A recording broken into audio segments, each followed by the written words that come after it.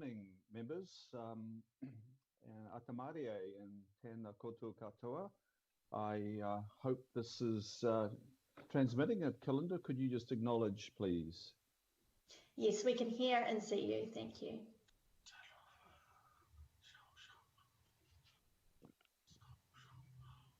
Kalinda, can you acknowledge, please? Yes, she has, Chris. Can you hear me?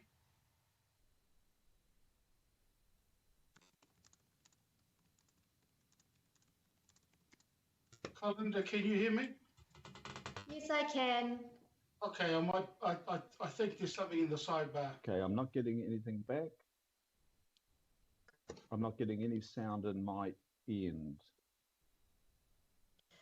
We can hear you, Chris.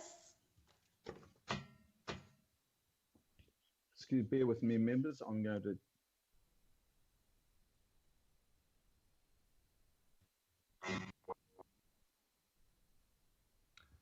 Just checking, Kalinda, can you come back to me, please? Yes, I can hear you clearly and I can see you clearly. Okay. Might have been headphones. So again, Atamarie members, welcome to this meeting of the Planning Committee of Auckland Council. I'll open this meeting and welcome the councillors and independent Māori statutory board members. Mayor Goff will be joining us shortly. Welcome to the staff and welcome to members of the public that might be watching this meeting. It is online and we will now go to the roll call and Kalinda Iswar will call that. Over to you, Kalinda. Thank you, Chair. So we're completing a roll call of the meeting, but before we do that, if I can just remind members of the Skype protocols. If you're able to, please turn on your camera when you're speaking, when the chair comes to you for a question or a comment. If your connection doesn't allow that, that is absolutely fine. You can keep it off. And we just recommend that you don't use the sidebar unless you're indicating that you'd like to speak or ask a question. All right, thank you. So Councillor Darby's on the line. Councillor Bartley. Present. Councillor Casey. Morena. Deputy Mayor. Councillor Collins. Councillor Coombe. Atamarie. Councillor Cooper. Councillor Dalton. Morena. Councillor Filipina. Talofa and Zhao Shang Hao. Thank you, Alf. Mayor Goff. Kia ora koutou. Member Henare. Kia ora. Councillor Henderson. Morning, everybody. Councillor Hills. Morena whānau. Councillor Mulholland. Good morning, present. Councillor Newman. Councillor Sayers. Thank you, Kalinda. Yes, present. Councillor Simpson. Councillor Stewart. Good morning. Councillor Walker. Present. Councillor Watson. Hi, Kalinda. Member Wilson. And Councillor Young. Good morning, 大家早. Member Wilson, yes, thank you. Back to you, Chair. Thank you, Kalinda. Thank you, members, and welcome to you all. And Mayor Goff is with us. So I will now take the apologies, and I've received in advance apologies from Councillor Fletcher for absence on council business, and Councillor Fletcher is undertaking CCO board intern interviews. The Deputy Mayor, Councillor Cashmore and Councillor Simpson, their apologies for lateness. They are representing us all, listening to people at a Have Your Say event on development contributions. And Councillor Newman, I have an apology for lateness as well. And Mayor Goff, I think you need to attend business and may need to depart early. So we will note those and move accordingly. Can I have a second, please? Happy to second, Councillor Mulholland. Thank you, Councillor Mulholland. All those in favour say aye. Aye. Aye. Contrary, no, and declare that carried. Thank you, members. We'll now go to item 2 on the agenda, which is a request for declarations of interest. Are there any declarations to be made, members, on any matter before us on this business agenda today? There being none, I will go to item 3, which is confirmation of the minutes, and I'll move accordingly. Confirmation of the minutes for 2nd of September of this year, both the open and the confidential minutes. Councillor Bartley, could you second, please? Can I take another second, please? Yeah, no, I'm happy to second, Chair, sorry. I've got Councillor Bartley now, thank you. So it's moved and seconded, motions on the screen to confirm those minutes. All those in favour say aye. Aye. Aye. To the contrary, no. Declare that carried. Item 4 is petitions. I've received no petitions for the committee to be aware of. So that takes us to item 5, and there's been one request accepted, and that is from Te Rangi Pārima, Director at Otara Bikebird. And Otara Bikebird have been waiting for some time to come before this committee, and they are with us today. So I will now hand over for the next 5 minutes to Te Rangi, and it is in your hands, Te Rangi. Kalinda, is Te Rangi with us? She's just called me, Chris. She's just having a little bit of issues to connect onto the Skype. So if we could just hold, I've just sent her the link. If we can just hold for a few seconds and see if she can connect.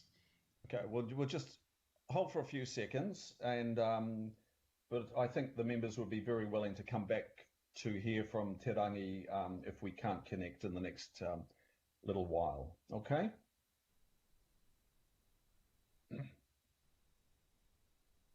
In the meantime, I think I can go to item 6, local board input.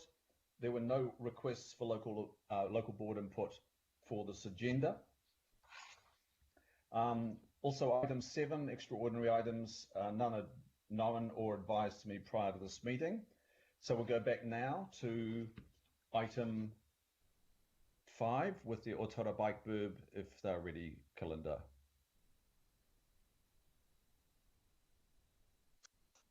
Unfortunately, it appears that they're still having issues accessing the meeting. So if we can maybe go to the first item on the first report on the agenda, Chair, and then come back to them, if that's okay. I'm sure that has the agreement of members, so we will just go to item 8 now, and this is to make private plan change 43 at McLaughlin's Quarry Operative, and this is end of process. The motions are on the screen.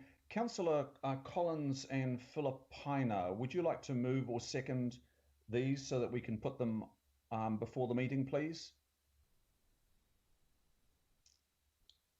Councillor Collins or Philippina, would you like to move and second?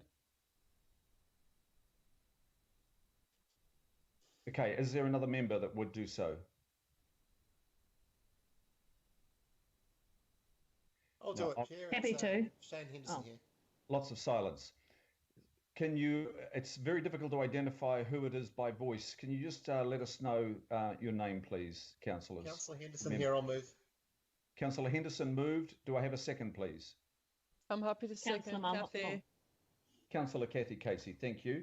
So the motions are before us to make it operative, but I will now hand over to Craig Kingcross, Team Leader Planning, and I think in support also is the General Manager of Plans and Places, John Dogood. Craig, in your hands, I think this is relatively straightforward, end of process. Yes, that's right. Good morning, Mr. Chair and councillors.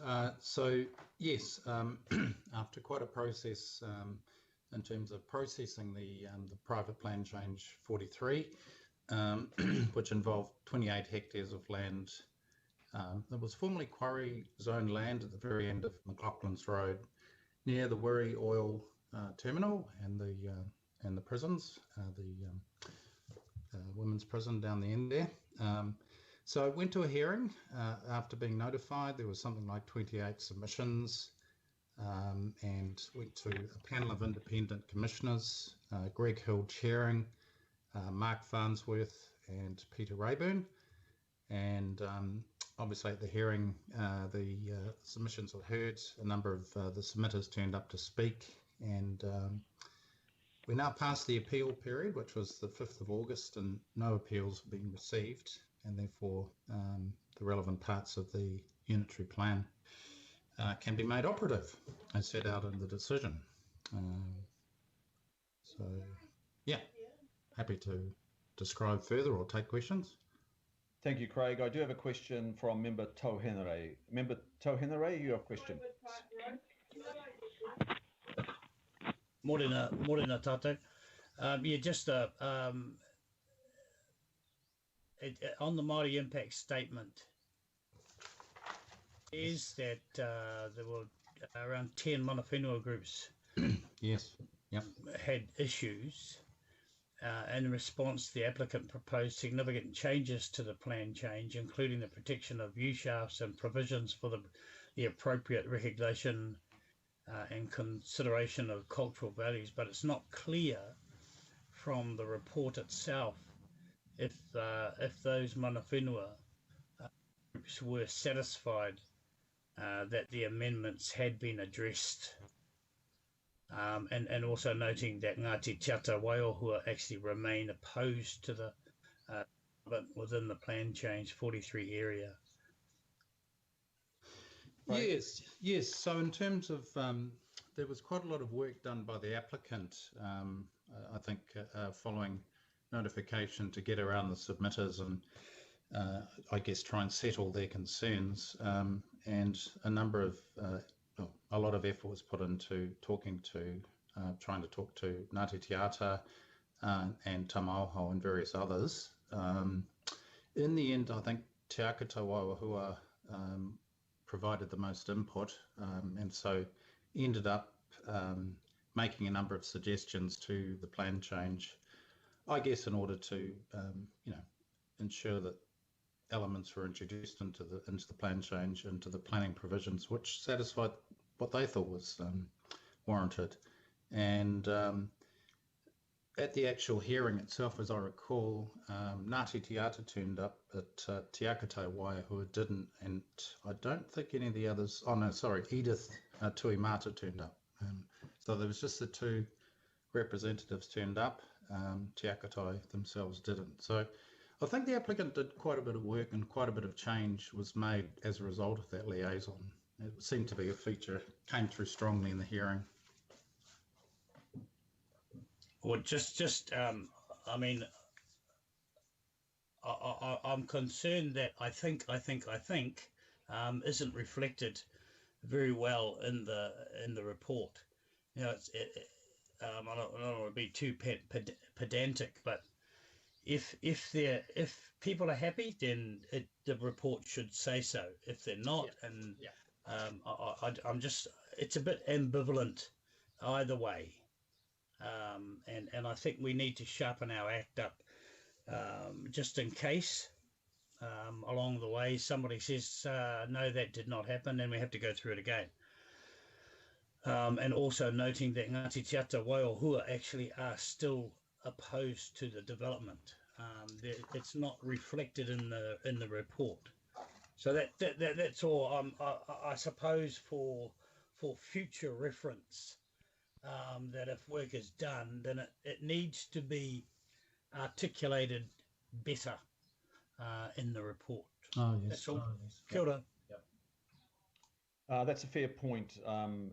It does need to be reflected accurately under the Māori impact statement. We'll take that away again, Member Henare, and I will make sure I follow up on your behalf. Thank you. Thanks, Chief. Councillor Pipakoon, please. Your question. Tēnā koe, Mr. Chair. Ngā mihi mahana kia koutou katoa. Just checking you can hear and see me okay? We hear and see. Thank you. I have a partai in relation to the financial implication. Let me just get the right, here we are. Financial implications, paragraph 23. And in the same way that the climate impact statement has been written, there might not be an impact from this actual decision, but there must be a bigger context of, well, this is my question. What are the implications of a plan change in terms of rezoning land? Is there a net gain to council in terms of future rates? Are there additional costs in terms of infrastructure?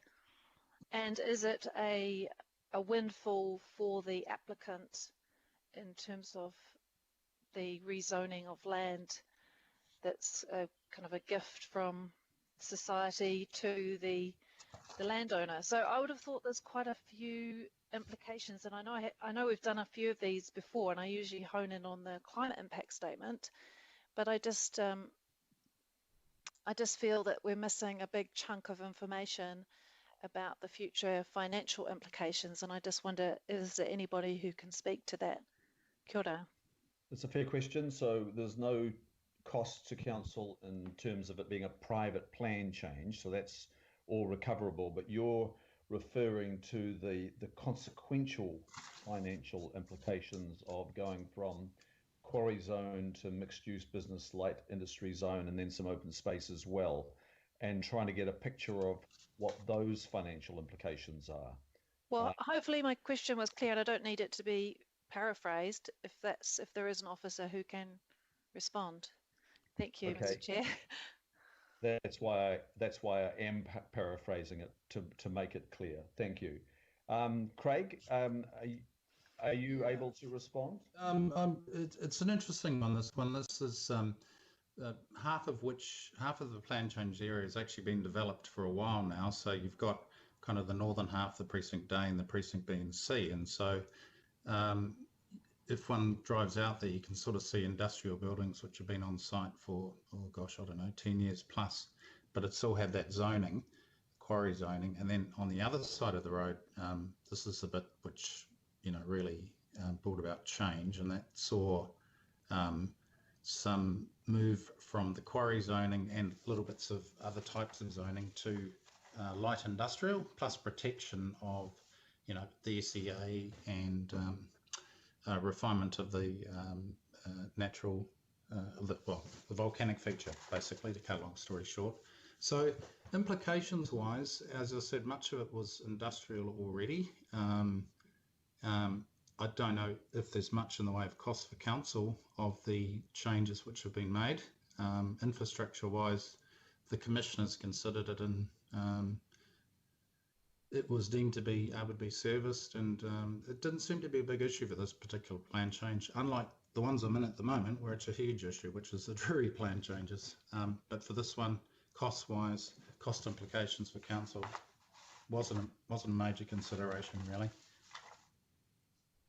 Okay, thank you. Member Thank Wilson. you. Sorry, that didn't answer my question.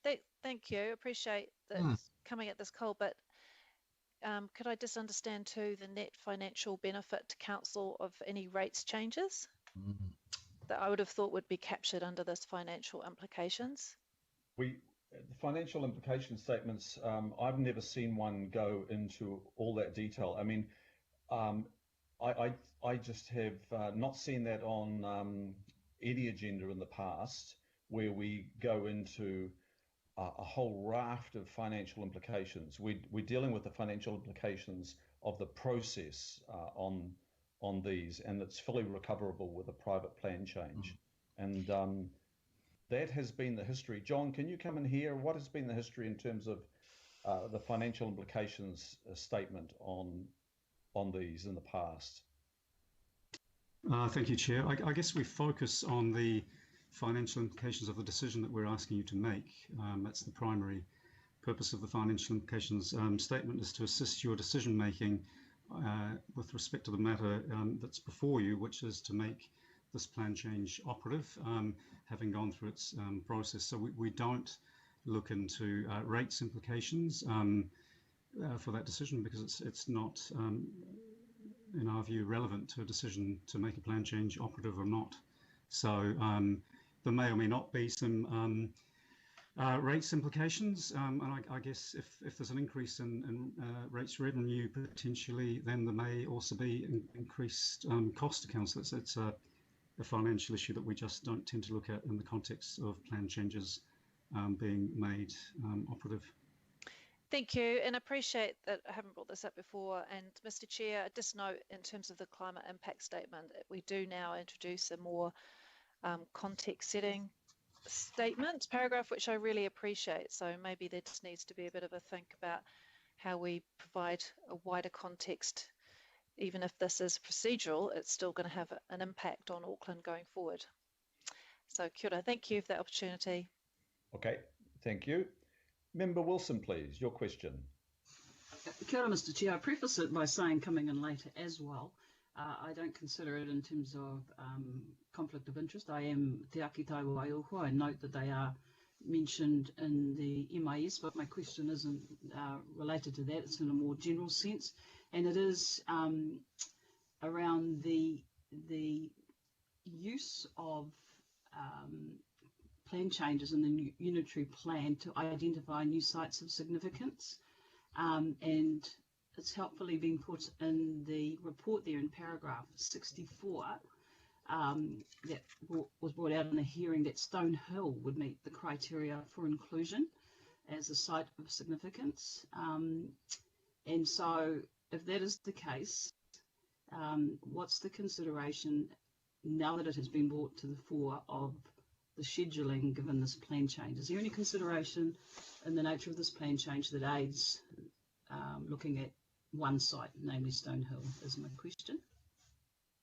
So I'm just want to be clear. You mentioned paragraph 64 of this report, or are you referring? You are referring to the McLaughlin's private plan change.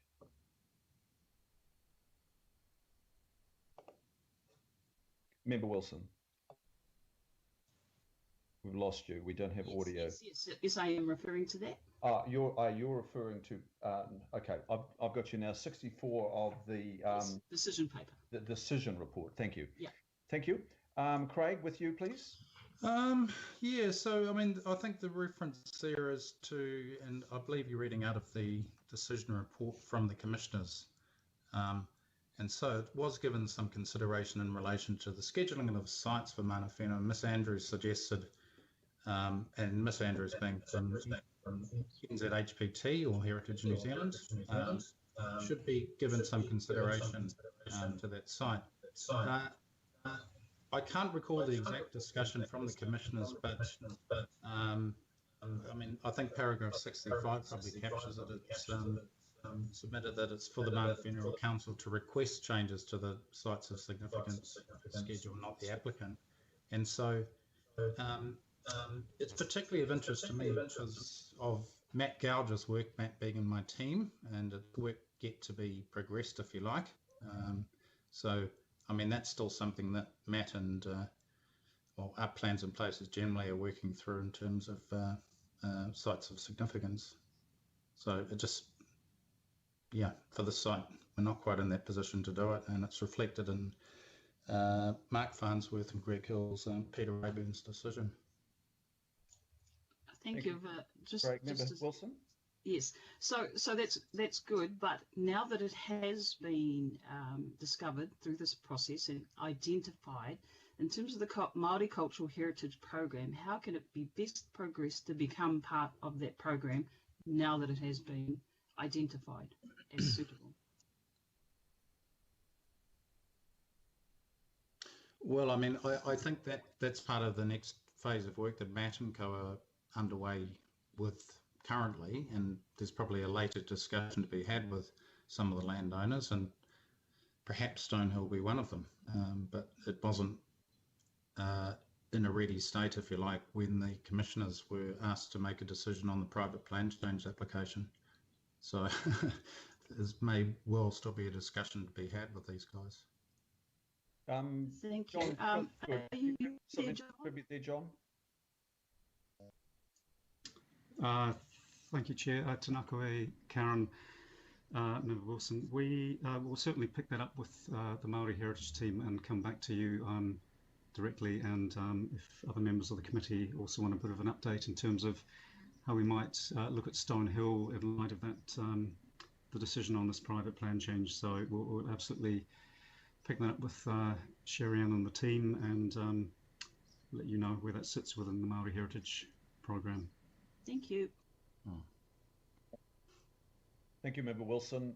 I now have a question from Councillor Dalton. Councillor Dalton, welcome. Thanks, Chair. Mine's a comment when we get to comments. Okay, we'll go to comments. Are there any further questions on this? So it's moved and seconded. I'll now go to comments, commencing with Councillor Dalton. Thank you, Chair. And I just wanted to acknowledge the roles that two local boards played in the hearing in support of mana whenua and against some of these changes. So Manurewa Local Board, led by the Chair Joseph Allen and Member Anne Candy, who I understood spoke quite passionately around the history and the heritage of the area around Matukutoreo and Otara Papatoetoe local boards as well. I look, to the best of my knowledge, the needs weren't met for the request by mana whenua to protect this land that has been desecrated already, and I think we could have gone a long way better, in my view, if we were going to really respond. So I won't be supporting this, Chair, for that reason. I think that it is a real, it's hard to continue to see the areas of sites of significance continue to be desecrated. So I will just leave it there. That's my feedback on this particular item. Thank you. Thank you, Councillor Dalton. Are there other points that members would like to make in speaking to this item? There being none, we will take it to the vote. It is moved and seconded, and that is to make this private plan change 43 operative and request staff to undertake the usual statutory processes. So I will put that to the vote. All those in favour say aye. Aye. Aye. To the contrary, no. No. No. And if members, if you wish to record, could you let us know now, please? Yes, I've got please. Councillor Dalton. Are there any other members? Me, please. Me, Toginare. Member Henare Richard as well. Thank you. and Member Councillor Hills. And Councillor Collins. Thank you. So we've recorded those, and members, that concludes item 8. We will now go back to item 5, and we'll hear from Te Rangi and Te Rangi Parama from the Otara Bikebird, and I think we've got Diane Roberts as well. And I am hopeful that they're with us now, and I will hand over. And welcome to you both. Awesome. Morena, thank you, Chris, for that introduction and for bearing with us as we get technical difficulties on track. So yes, my name is Te Rangi Parima. I am the Community Builders NZ Trust. Man, I nearly forgot my position. The director of the Community Builders NZ Trust, which the Otara Bikebird falls under. Apologies on behalf of Diane. She has had a family emergency to attend to, so she won't be with us today. But let's get straight into it. So how the Otara Bikebird started. So the Bikebird was inspired as a follow-up from New Zealand's very first professional willy stunts competition that was held in Otara and led by the Bikebird founder, Community Builders NZ, former CEO Swanee Nelson, who I'm sure many of you know, alongside local residents in Otara. The event was such a success that as a result, our former CEO then worked to set up the first Bikebird in our community, which is currently located in the heart of the Otara Town Centre. This was to keep the connection between whānau and support local youth whose lives pretty much revolve around biking. The Otara Bike Group opened in November 2020 and operates out of a second-hand shipping container. Fast forward 9 months later, we have had 62 community events and activations that have been both held within our community and supported by the Otara Bike Group and other areas, including actually the opening of the new Southern Pathway in Takandini, which has been heavily used since its opening. That's approximately 7 events a month, which doesn't actually include our daily operations of fixing and distributing bikes to our local whānau, as well as community bike mechanic workshops. Who are we? So this is our core team. This is our core team of local volunteers. We have Luke, who is a qualified professional bike mechanic, Lorenzo, Quinton, and Tamato, who is actually our youngest mechanic.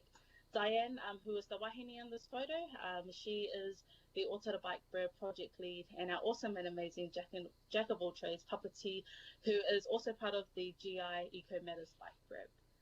What we do, in short, we do what matters to the community, and this actually comes in the form of bike mechanic workshops, repairing bikes, having local youth print their own helmets to encourage safe riding, rescue and redistribute bikes. We run guided bike tours around Otara where everyone is also fed after every ride, and we also advocate on behalf of our community. Some key events. So we've got some key events here that are highlighted to us. And that includes the Otara Bike Rave, which is the very first bike rave that we've had in Otara, the first of its kind, and the Otara Wheelie Stunts competition. So that's actually the only one like this in the country, is sponsored by GT Bikes USA and Warrels every year. So we have some awesome videos and events on our Facebook page if you would like to go and see what those events look like. So there's some really good footage there as well. Moving on to future plans for the Otara Bike Group. So as some of you may already know, the velodrome is currently under redevelopment by Panuku.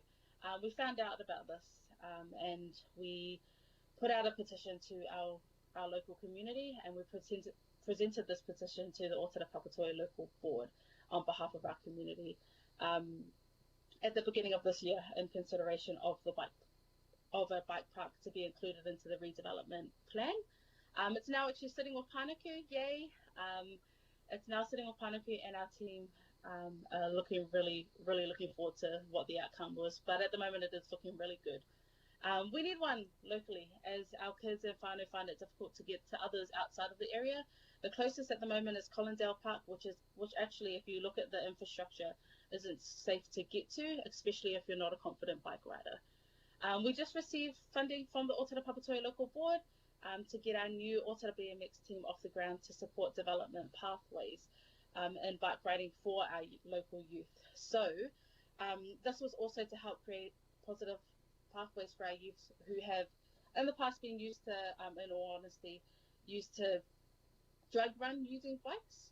These guys actually are incredible bike riders, and for some people they're annoying, as you have seen in the news a few times, but it's actually because we don't have the infrastructure in our community to support them to do what they love safely. We never had a dedicated bike group to help them with positive pathway options, and in professional bike riding area. So that's what that kaupapa in regards to the Otara BMX team is focused on. Another future plan for us is the Manukau City Bike Group. So at the moment, we're part of the community consultation group for the Manukau and Mangere bike infrastructure investment with AT. We currently don't actually have a dedicated Manukau bike group. So we took the initiative to get this off the ground in light of the transformation and investment coming into the space, the Manukau space. With that, it's important for us, and we know this from the Otara Bike Group, it's actually really important for us to have local residents in and around the Manukau city have a voice in these plans, especially when it comes to cycling infrastructure. If we're able to get connected to this place safer by biking, it's a win-win for all, because there are so many amazing places and awesome up-and-coming places and spaces to visit in this area, but accessibility can become an issue at the moment. So we have a new and awesome Manukau Bike Group lead. His name is Juan, who actually lives carless with his family and stays in the new Manukau development area, Barracliff. We're really lucky to have him. He's an awesome asset to the team, and he brings that voice from the Manukau areas as well. The next slide we have is our map. So there are no bike maps in Otara, for Otara, sorry, I should say. There are no bike maps for Otara. So we're in the process of creating the first customized bike map for the community, thanks to the support of Fred, who is a connection to us through Bike Auckland. Bike Auckland. This is the current call out that we've had to our community, so you'll be able to see it on our Facebook pages. And we're just really trying to get what our community want in these maps, and the secret routes that are out there that haven't actually had the chance to be revealed to all of our community to get onto their bikes. As part of the Community Builders NZ Trust, under the Community Builders NZ Trust, the Otara Bike Group have the ability to, because we are a registered essential service, the Otara Bike Group have a COVID response plan. And this lockdown, it included interactions through online scavenger hunts, online bike mechanic tutorials with our professional bike mechanic Luke, distribution of bikes, and bike-inspired packs that were delivered via zero contact through to those who registered within our community. And I think it's just noting it, we've got through this initiative, we've actually released all of our bikes that we've had within our bike group to our local communities to use throughout these levels. So if there's anyone out there that have any bikes that would like to donate a bike, feel free to get in touch with us, and we'll happily take those off your hand. Just the last slide that I've got here is just really focusing on our bike group. So sorry, it's not actually in the presentation because I had unfortunately sent through the wrong one, but that's fine, we'll make do. So this hui, so we hosted a hui post-lockdown, so before lockdown, and it was with all of the bike groups across Auckland. Pretty much all of these bike groups operate predominantly using volunteers. They were all they like we are all under-resourced, but are doing a huge service to our community and their communities that they're based in. They play a huge part in helping reduce carbon emissions alongside all the plans that you as governors put together. They may be small in comparison to the bigger picture that you all look at when making plans, but the truth on the ground is that they're doing a huge amount of important and often unrecognised work, increasing the use of users on bikes, helping to keep them on the road for longer, and encouraging more to use new infrastructures built all around Auckland for their life, work, and everyday journeys. Yeah, so I'd like to thank Bike Auckland for their incredible support, and to all the bike groups, especially to us, they've been a huge support to us. And I hope that any plans that you make when considering transport and where bikes are involved, that you could remember us in the process. But other than that, that is our quick presentation. Sorry, I think I went over 5 minutes there. So yeah, ngā mihi nui, thank you for the invitation, and I really look forward to where this could go from here and future endeavours. Fantastic. Kia ora, that's incredible run through, a really busy Otara Bike Group it is. Hey, look, just at the top of the questions, can I ask, what do we need to do in Otara in terms of the infrastructure? What is it like for kids getting to and from school by bike? Do we need to focus there? What's the lay of the land? You've told us a lot about some great activities and real interesting stuff. And what about that daily, get to school, get from school by bike? What does it look like? What can we do there? Definitely. So definitely infrastructure around the area. So we've actually looked at this as the Otara Bike Group, and we've partnered with a few Auckland Council representatives who have asked the same question. So the issue is one, bikes schools around Otara, a lot of them don't actually encourage or don't have the facilities for kids to actually bike to school. So that's an issue in itself. So they've got no specific spaces for kids to park their bikes when they get to school. That's one of the issues, but also the actual infrastructure. So our roads are not bike safe, and I think a lot of bikers that come through our roads regularly would know that, and that's actually one of our volunteers who is Papati, who I mentioned in the presentation. He bikes from his home, and he's identified that as well. So it's definitely focusing on the infrastructure on the ground. So that's the main route. So I know that at the moment within the Manukau development project, we're focusing. We've got a scope of focusing within that Manukau area, but actually, if you look at that, the residents and the people that are actually going to be coming into this Manukau area come from the suburbs that sit outside of the Manukau city, and that obviously includes Otara.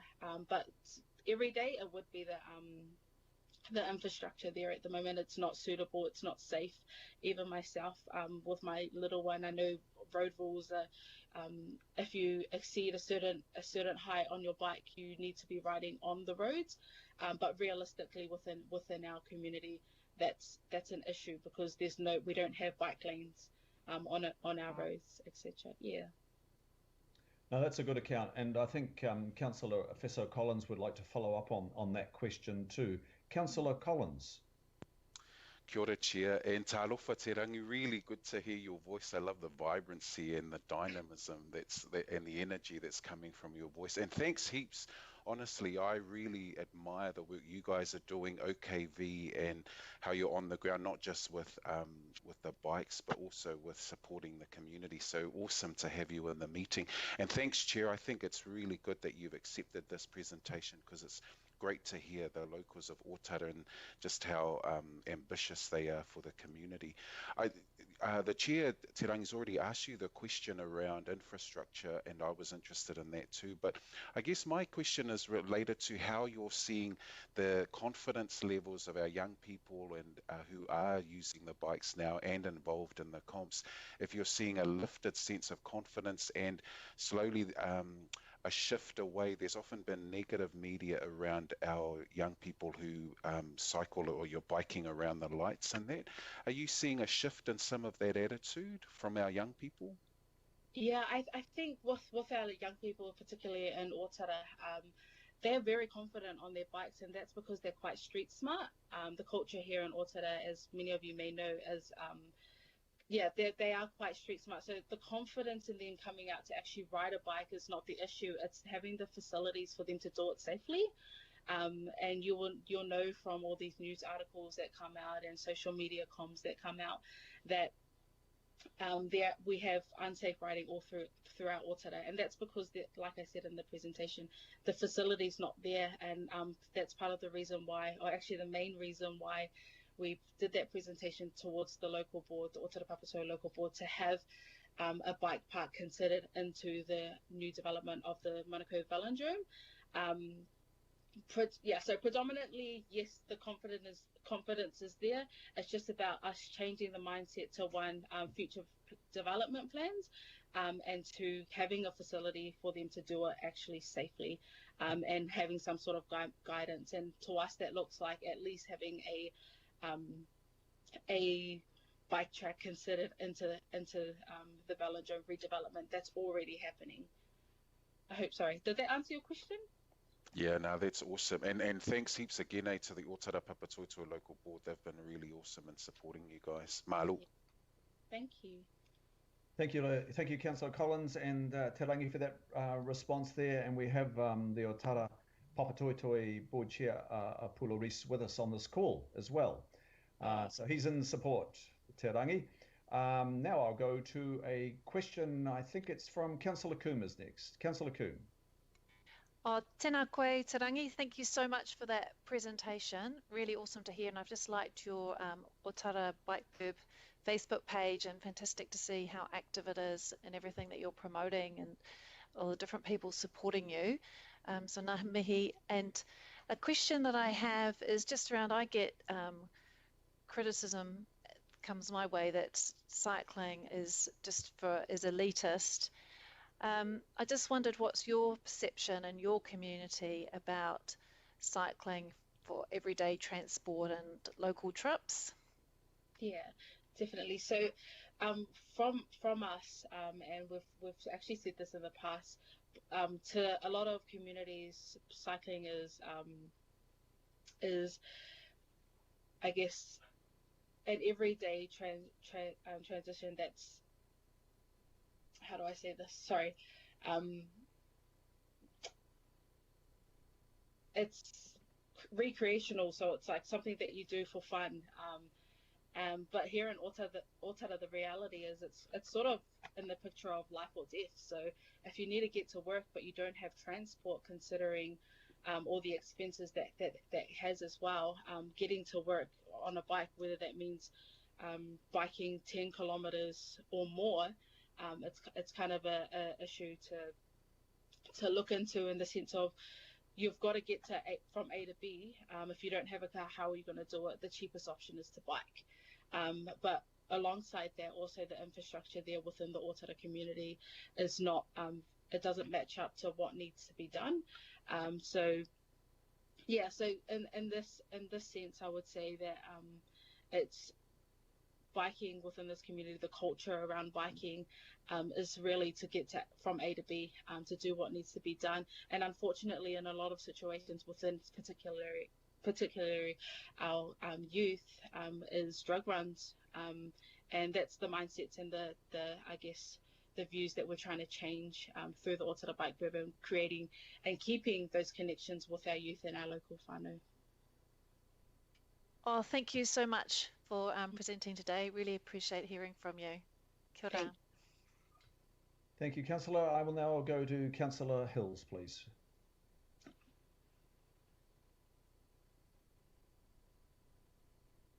Councillor Hills, do you have a question? Not there. I think we've exhausted the questions then. Are there any other members that would like to make a comment or a question to Te Rangi? There've been no. Hey, look, Te Rangi, this has been fantastic. I know you've been waiting to come to us for a while, so good to have you here. And it's also timely because at the next Planning Committee meeting, we'll be considering the program business case for cycling. Councillor Coombe and myself and Councillor Dalton are working with Auckland Transport on that at the moment. And one of the options is that we really start to home in on better infrastructure around schools, getting our young people to and from schools, and then branching out from that. So please, tune in next week, next month, when we consider that program business case. I think it's the 1st of November meeting of the Planning Committee. So no, I've got Councillor Hills was cut off. Or he got disconnected, so he's back now with a question. So I'll go to Councillor Hills with a question for you, Te Rangi. Councillor Hills, please.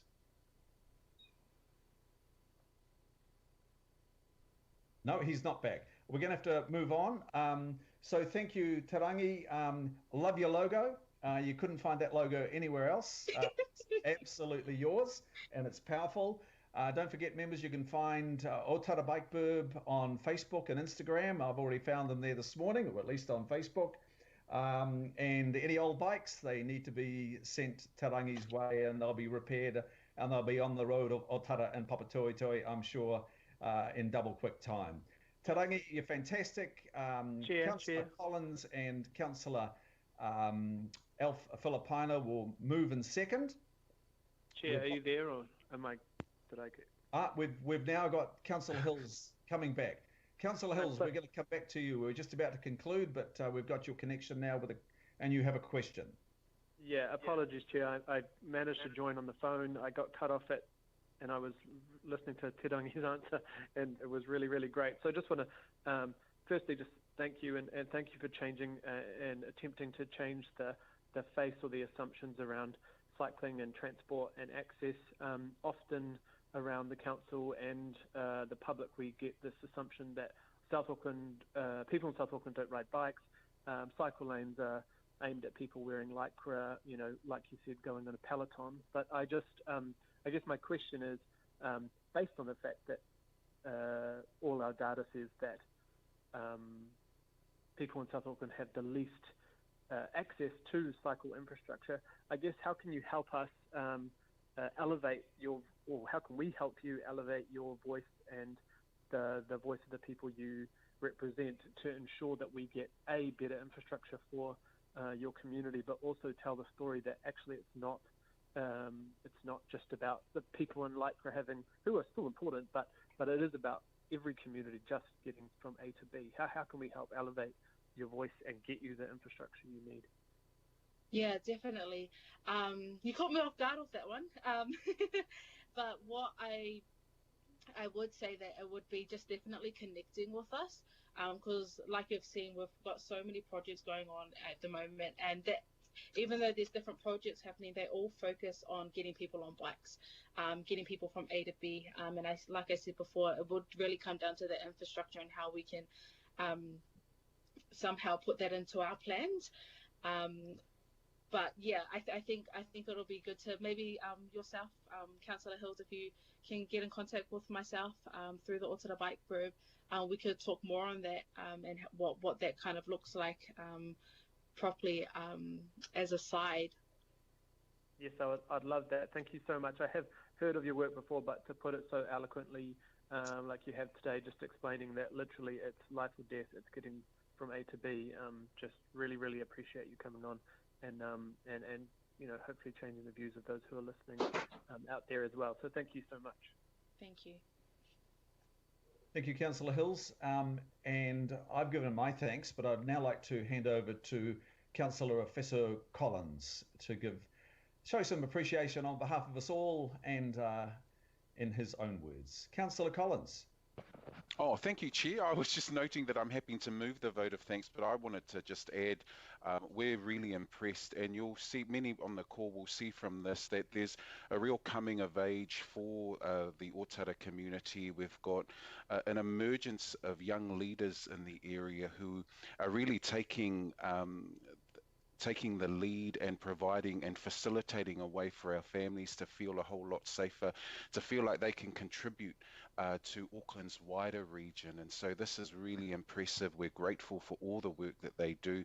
And I know that the local board, the Otara Papatoetoe local board, have been working alongside them, encouraging them. So there's a whole network in the community that's really racked up, ambitious, and desires the best for the community. So Te Rangi, thank you so much. I know that Diane's unable to be here, but you're working alongside a group of people who are caring and compassionate and really committed to the community. So it's been a real pleasure having you on the call today, and really appreciate all that you and the team are doing. Thanks heaps, Chair, for that opportunity to make a few comments. Thank you. Thank you, Councillor Collins. And members, we've added a B there, and we're just going to make sure that Eke Panuku is definitely aware of the pump track concept and idea that's come out of Aotearoa Bike Burb. So we'll convey that to Eke Panuku and Auckland Transport. And we'll hear more on cycling at our next meeting when we consider the program business case for cycling. Any other speakers would like to say anything further? There being none, Te Rangi, thank you so much. Lots of love to your Aotearoa Bike Burb people, and we'll hear more from you, okay? It is moved, it is seconded by Councillors Collins and Filipaina. All those in favour say aye. Aye. Aye. Contrary, no, and declare that carried. Thank you, members. Members will now go through our agenda, and we will go to item 9. Item 9 is to make operative plan change, a private plan change, 56, to rezone a small parcel of land in Ellerslie at 10 Mitchelson Street from mixed housing suburban to business mixed use. Councillor Bartley, can I ask you to move this particular motion? Happy to move, Chair. Do I have a second, please?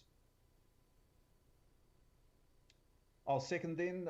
So it's moved, Councillor Bartley, seconded by the Chair, and I will now hand over to Leanne Lucas, a senior policy planner in our Plans and Places unit. This is end of process for the private plan change in Ellerslie to make it operative. With you, Leanne.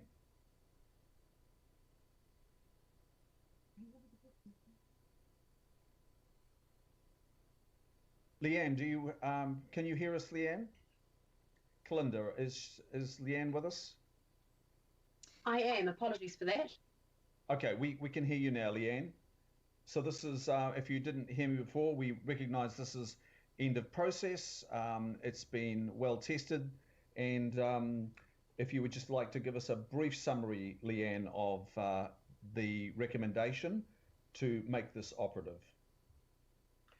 Sure. Hello, everyone. Thank you for the opportunity. So this, yes. So you don't want me to go over the ins and outs of it getting to this point. You just want me to go over where we're going with this recommendation. A brief summary, yes, please. Okay. So the recommendation is that we change it to the business mixed use zone. It's essentially, having gone through the planning process, it can be catered for in the area as a business zone as opposed to its current zone of mixed house suburban. There are conditions in place, there are not conditions in place. There are understandings that it can actually fit into the network reasonably well.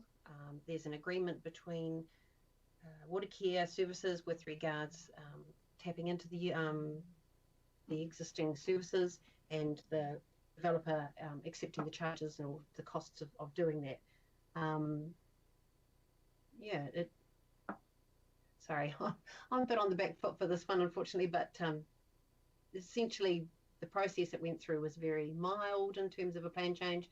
It seems to fit a very easy transmission into being a mixed-use zone in the area. Thank you, Leanne. Members, are there questions on this particular process, please? Kia ora, Chair. Tau here. Kia ora, Member Henare, your question, please.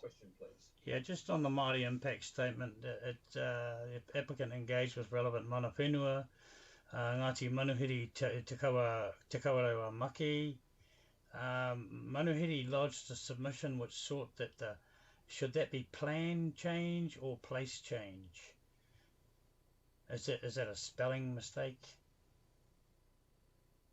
Leanne, referring to paragraph 22. Yeah, Māori impact statement, second to last sentence. Leanne, can you spot that? I think, is that a typo, please? I would say it is a typo. Yes, it would be plan change. Thank you, Member Henare. Does that satisfy you, Member Henare? Yeah, I'm just going on. Subject to ensuring that mana whenua values were incorporated into the precinct provisions, mana whenua did not submit any appeals. Do we know if Ngāti Manuhiri are satisfied with the updated provisions? Sorry, I'm not sure what you're talking to. Chair, if I can please respond. I'll go to John Duguid here.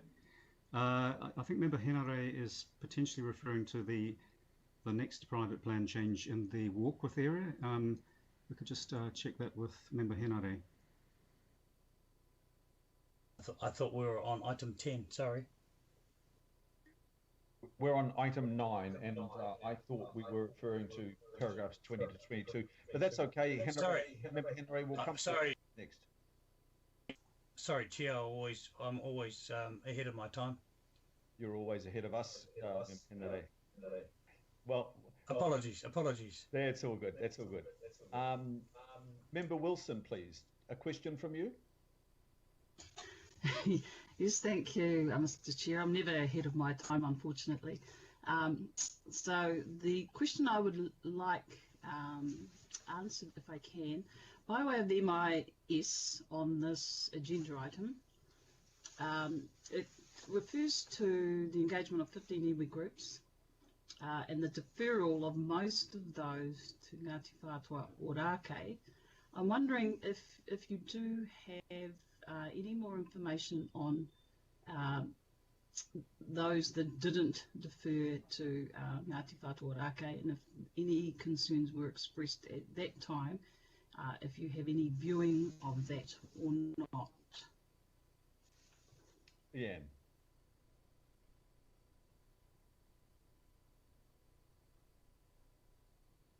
We don't have audio, Leanne. Did you hear the question from Member Wilson, Leanne? Or John Dogood? Could you come in here, please, John?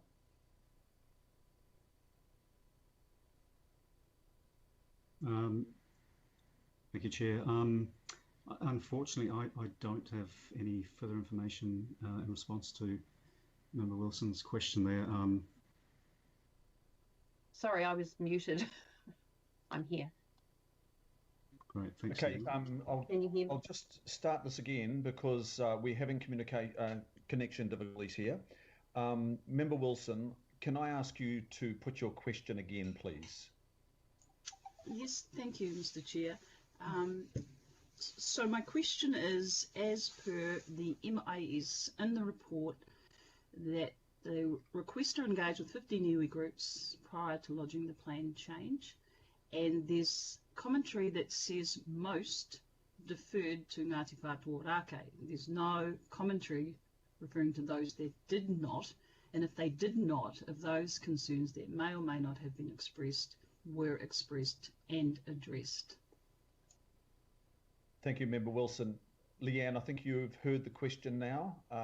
Can you respond, please? Thank you. I believe that word most was probably could have been used differently. Essentially, what it meant was that the ones that did respond did say that they would defer their interests to Ngāti Whātua Ōrākei, and Ngāti Whātua Ōrākei being the only ones that, well, being left with the responsibility. So that word most probably shouldn't have been used that way. Yeah, so from the ones we did hear from, they had no concerns.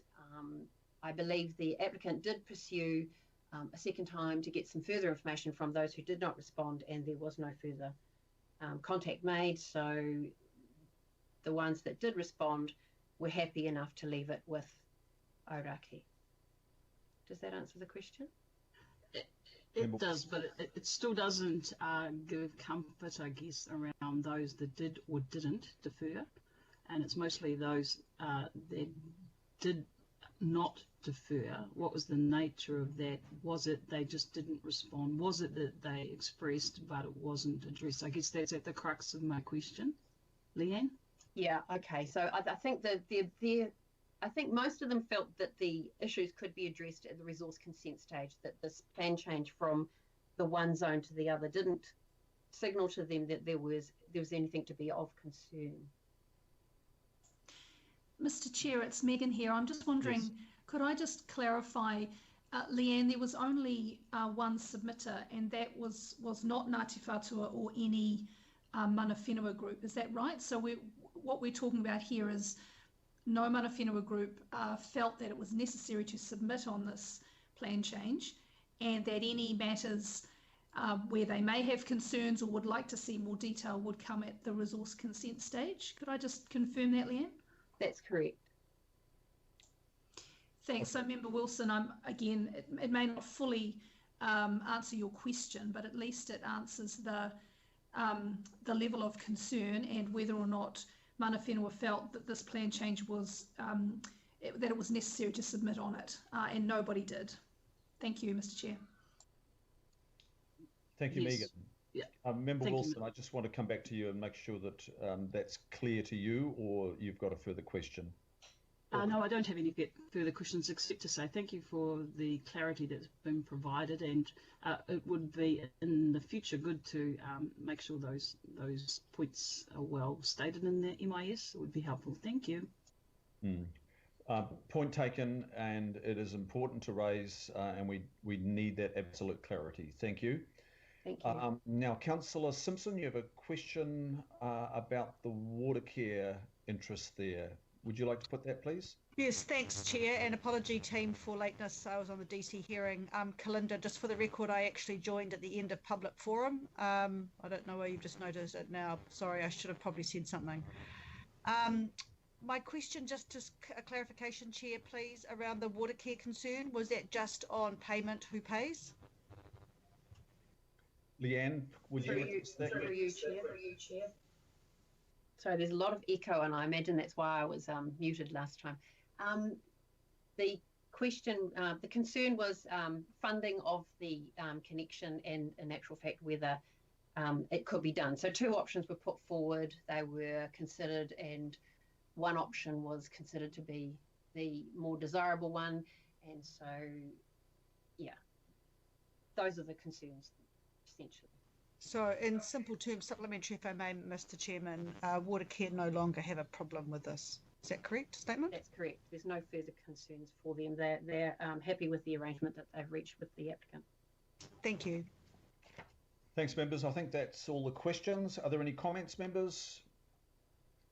There being none, it is moved and seconded. We're on item 9, and we are making approval of the private plan change number 56 at Mitchelson Street in Ellerslie. All those in favour say aye. Aye. Aye. Aye. Aye. To the contrary, please say no. And that is carried. Thank you, members.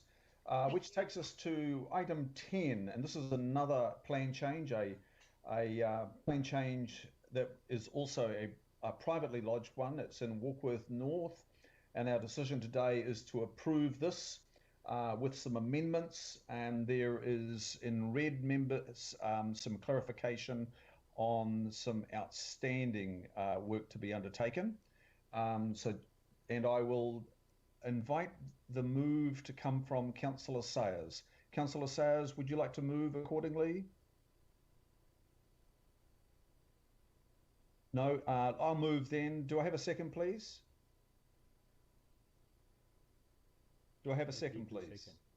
Paul. Happy to second, Chair. And I think that's Councillor Effiso Collins? Yep. Thank you. So it's moved by myself, seconded by Councillor Collins. I will hand to Ryan Bradley, Senior Policy Planner of Plans and Places, to briefly take us through this end of process decision. Handing to you now, Ryan. Thank you, Chair. Good morning, councillors. This is another procedural item it's at the end of the process. It's making the plan change operative. This, again, just a procedural step. So this plan change is a private plan change number 25, and it was lodged by Turnstone Capital, and it related to rezoning around 100 hectares of land that was zoned future urban in Warkworth North to a range of residential, commercial space and open space zones. And this is land that is near the end of the new motorway that's been built at the moment from Puhoi to Warkworth. The timing of this plan changes in terms of the live zoning is pretty much in sync with the future urban land supply strategy. It's identified this land as being development ready from 2022, which is intended to align with the completion of that motorway, which is intended to be finished about halfway through next year. So there's no issues in terms of the timing of this land and with infrastructure supply and so on. So this plan change went through the submissions process and a hearing. The council decision was largely to approve the plan change, but it didn't rezone some parts. It left them as future urban. We then ended up going to the Environment Court with 4 appeals. 1 was withdrawn and 2 have been dealt with through a consent order, and those are the ones covered in this agenda item. And so out of the 4 appeals, there's 1 still outstanding, and that's the subject of an Environment Court hearing that was held earlier this year, and there's a decision pending on that. And that was the last area that was still zoned future urban. It was to do with what the zoning of that property would be. So our normal process would be to wait till all these appeals are settled and then make the private plan change operative. But what we want to do now is just make the area covered by these consent orders operative. So it's pretty much 95% of the plan change area. The reason we want to do that is it will make the plan the planning framework more enabling to enable the majority of this land to be developed for residential and commercial uses, and that's what we're trying to do in this area. And there's also a lot of developer interest in this land as well, so we're trying to make it as easy as possible for developers to get in and start developing this land. So that's the reason why we want to make it operative in part. So this basically does 95% of the Plan Change 25 area, but it leaves out the last bit that is still going through the Environment Court. Thank you. Thank you, Ryan. So the request is to make it operative in part. Now I have two questions. The first is from Councillor Sayers. Councillor Sayers. Thank you, Mr. Chair. I've just had a few technical difficulties this morning, but I'm back on. Ryan, thank you very much for the presentation. Very concise. I'm pleased that you covered around the kind of the one outstanding application and how that's going to be dealt with moving forward. My question is specifically, and I know that you're very over the top of this. I'd just like to understand the structure plan that's been developed for the Warkworth area, and now in making this operative, how do the two sync, and does it potentially force any unintended consequences on rolling out the structure plan in the way it's currently designed? Thank you. Thank you. Thank you, Councillor Sayers. Yes, good question. So that basically was the crux of the debate when we went to the hearing at Plan Change 25. The council recommendation was actually to decline the plan change, and we did have some significant issues, and one of those issues was the divergence of the land use plan here from what the structure plan intended.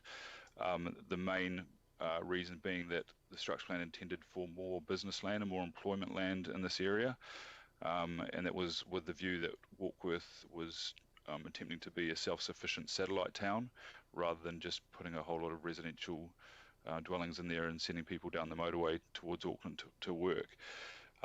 So that, yeah, there was a big debate during this plan change around that, and unfortunately the independent commissioners didn't side with the council evidence on that, and so there is a lot more residential land in this area than we were anticipating, and a lot less business land. It's not huge. We're not talking about huge areas of land, but it really did. There's not a lot of areas in Warkworth that are suitable for business, and this is one of the areas that was when we did the structure plan. So, unfortunately, I'm bringing this item to you, not saying that I support everything about this plan change, but we have got to the end of the process. It's been through a proper, fair process. Went to independent commissioners.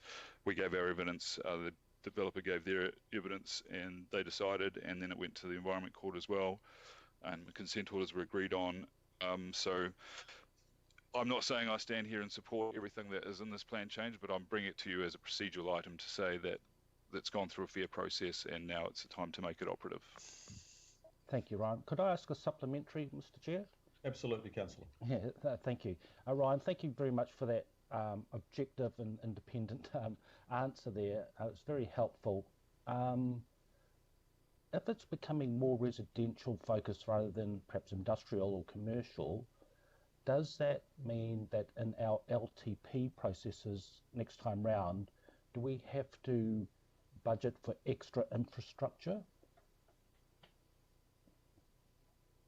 I don't have the detail on that, but I think my high-level answer is no. I think that the infrastructure is basically going to be the same here as to what it would have been anyway. In terms of the road network, nothing would really change. We've already got an arterial road, the Western Link Road, going through here, and that was going to be there whether there was industrial or residential. Our plan was to have industrial focused on one side of that and using the arterial road as the dividing buffer between industrial and residential land. But what's happened is we've now got residential on both sides of that arterial road, and also adjacent to existing industrial, which isn't ideal, but as I said, the process has been done and we're now at the end of it. So there's nothing more in terms of what I could do on that, and I think we just need to accept the decision. Okay, Ryan. Well, look, thank you very much. Again, I guess you've just summed it right. It's been through the due process, and it is what it is now. Unless, have all the appeal processes avenues kind of been exhausted, is my impression, Ryan, other than this one property owner that is going to be resolved or independently in due course. And as the chair said, this is, and you've recommended this is a partial approval. Am I correct in my understanding? Yes, that's correct. Yes, the appeals have been all sorted except for that one, which is one landowner next to State Highway 1, and just to do with the zoning of their particular property. Okay. And I guess that one thing when I was talking about the council officers had recommended against some of this stuff during the council hearing.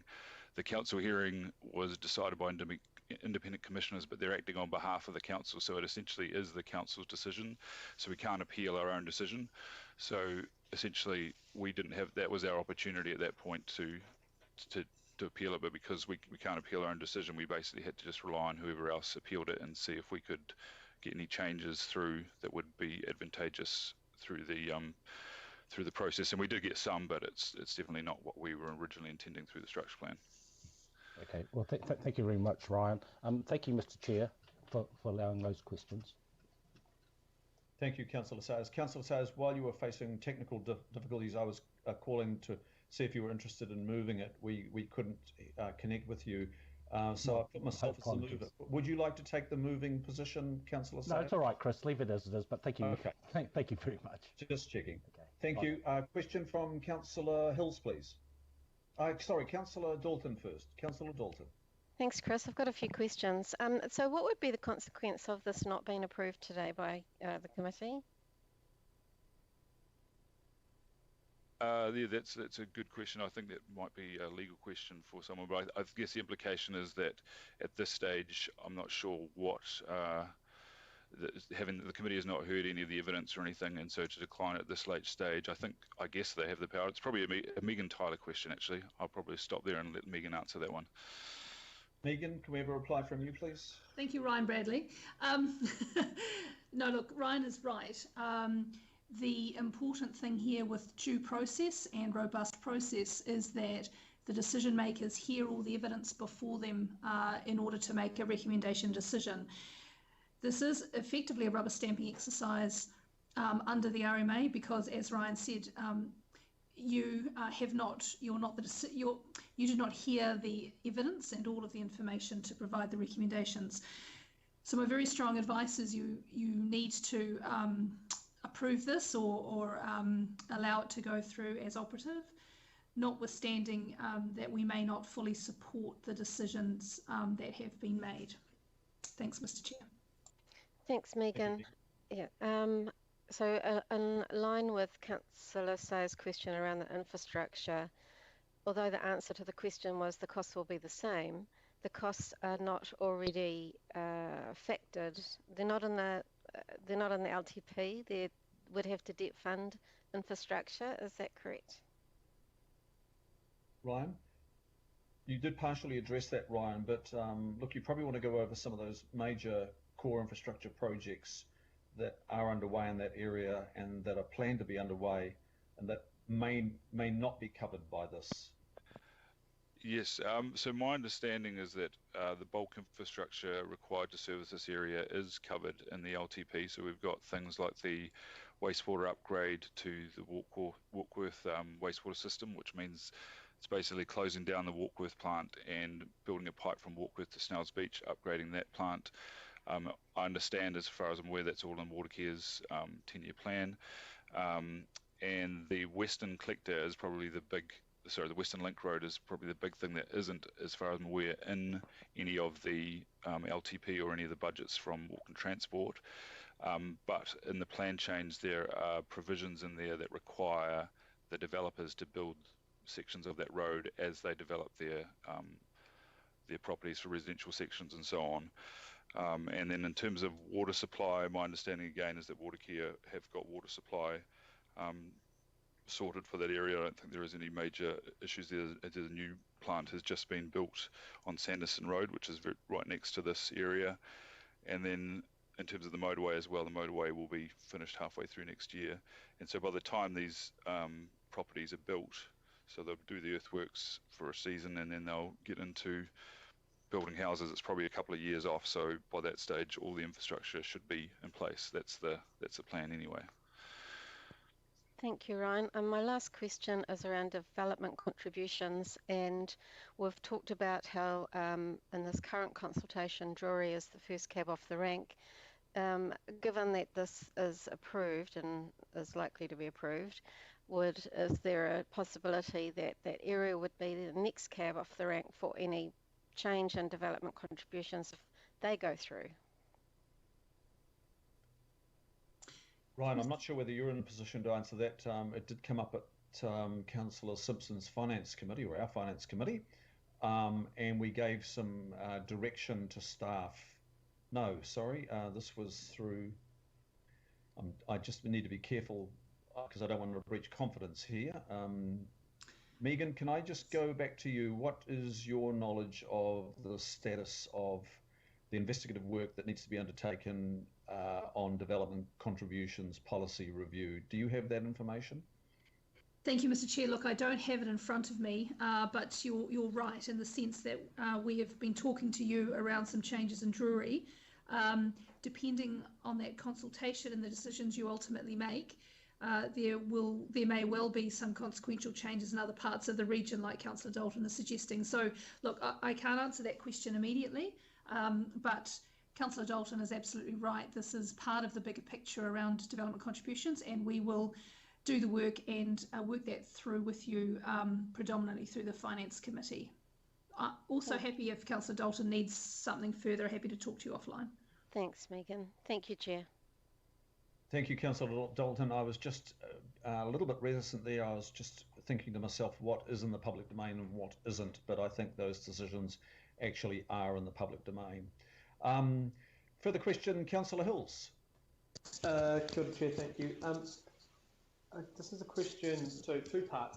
The climate impact statement, and I'm not trying to catch you out, Ryan, but what you said in your words is kind of in opposition to what it says in the climate impact statement. So the climate impact statement talks about how more housing in this area will actually reduce trips, where my opinion and also what you said in your when you spoke to us was around the issue with bringing all this future urban forward and putting more housing there instead of business means that inevitably we will have a whole lot more car-related travel and sprawl-related kind of housing driving to the city potentially.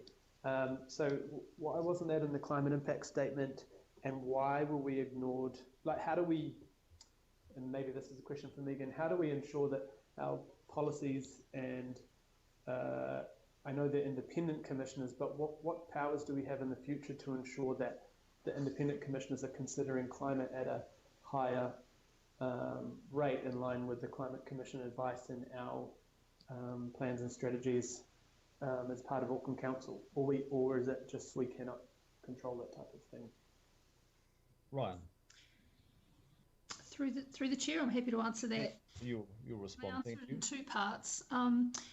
Firstly, I still think the Resource Management Act as it currently stands does limit the kind of conversation or extent of decisions that can be made around climate change, just in general terms. But I see the resource management reform and the associated climate plan or climate legislation that's going to change that in the very foreseeable future, in the next couple of years. So my first part of the answer is that there is still some statutory or legislative constraints around that. Secondly, though, I think it's a really good point about working with our commissioners and ensuring that they are aware of Council's focus and the importance of climate change, for example, in everything we do, including in our regulatory role. So I'm wondering if you don't mind, I'll take an action to go back and see if we can. We do have regular catch-ups with our regulatory commissioners, and maybe doing a bit of a session on Te Taruki Atawhiri, or some general climate training, just to ensure that they are aware of the issues and they can consider those as needed through their decisions. So thanks, if you're okay if I take that action away. That would be really great. Thank you so much. And I guess to my last point, and it wasn't meant to be a criticism, but I guess the climate impact statement probably should have been less maybe sugar-coating the decision and more in line with actually what council's submission or advice was to begin with. I know it was ignored, but is there a way we could have strengthened that to be a bit less forgiving on what actually happened through the decision? Councillor Hills, I'll take that back. Thank you. I appreciate the feedback, and we'll do better next time. Thanks. No, thank you so much. Thank you, Councillor Hills, and I'll now take a question from Member Henare, please. Thank you, Chair, and just to apologise again for jumping the gun. So we're back on item 10A. This is concerning item 10. That's correct. We're up in cool. Cool. Do we know if Ngāti Manuhiri are satisfied with the updated provisions? Ryan. Yes, thank you for the question. So as far as am I echoing? No, okay. So as far as I am aware, the mana whenua concerns from Ngāti Manuhiri mostly were around waterway protection and so on. And looking through the hearing report, it looks like they were covered in part through the plan change provisions. And that's what the hearing report recommended, that they be accepted because they're covered in part. But then I just also note that Ngāti Manuhiri didn't appear at the hearing with any further concerns. So I can't say for sure that they were satisfied with it, but they did not appear at the hearing with any further concerns. So I would have to take it as they probably were accepting of it.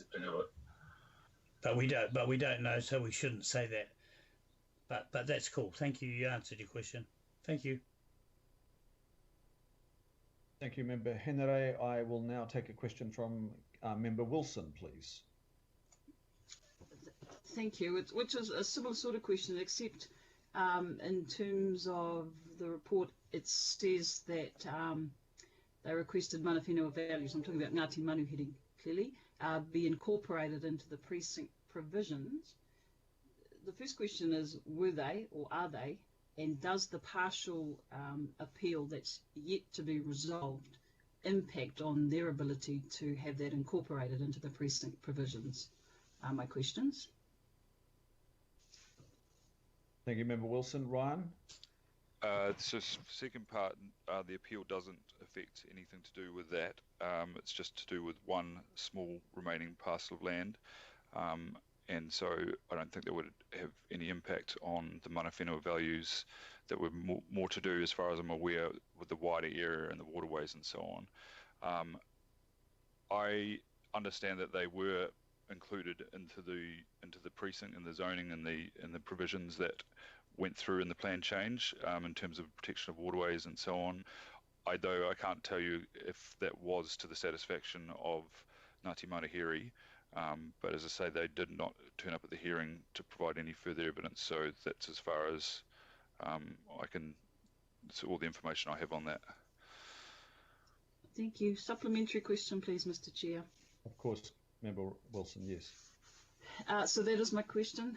Please, if I am able to get an answer whether or not that provisions that were being sought by Ngāti Manuhiri has been incorporated into the current precinct provisions, given there's a partial appeal, and then past that, whether or not we can gauge whether that will or won't be possible depending on the result of the partial appeal. I'm hoping that I'm being clear on what it is that I'm seeking information on, please.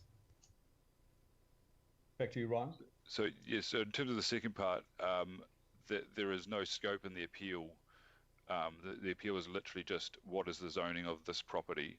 So there's no scope in that appeal to bring in wider matters like mana whenua values or conditions on streams and so on. So the second part of your question, I don't think there is any scope to include those now. And the first part, as I said before, as far as I'm aware, they have been taken into account in terms of the hearing report, talked about them. The decision from the commissioners didn't talk about it a lot, but then there was no further evidence from Ngāti Manahiri and no further appeals from Ngāti Manahiri on that. One more, Mr. Chair, if I can. Yes, please. I'm not sure I'm being clear. I guess I'm talking not necessarily about the hearing because the hearing has passed. I'm talking in terms of Auckland Council and what, if anything, can be aided to ensure that the values be incorporated into the precinct provisions.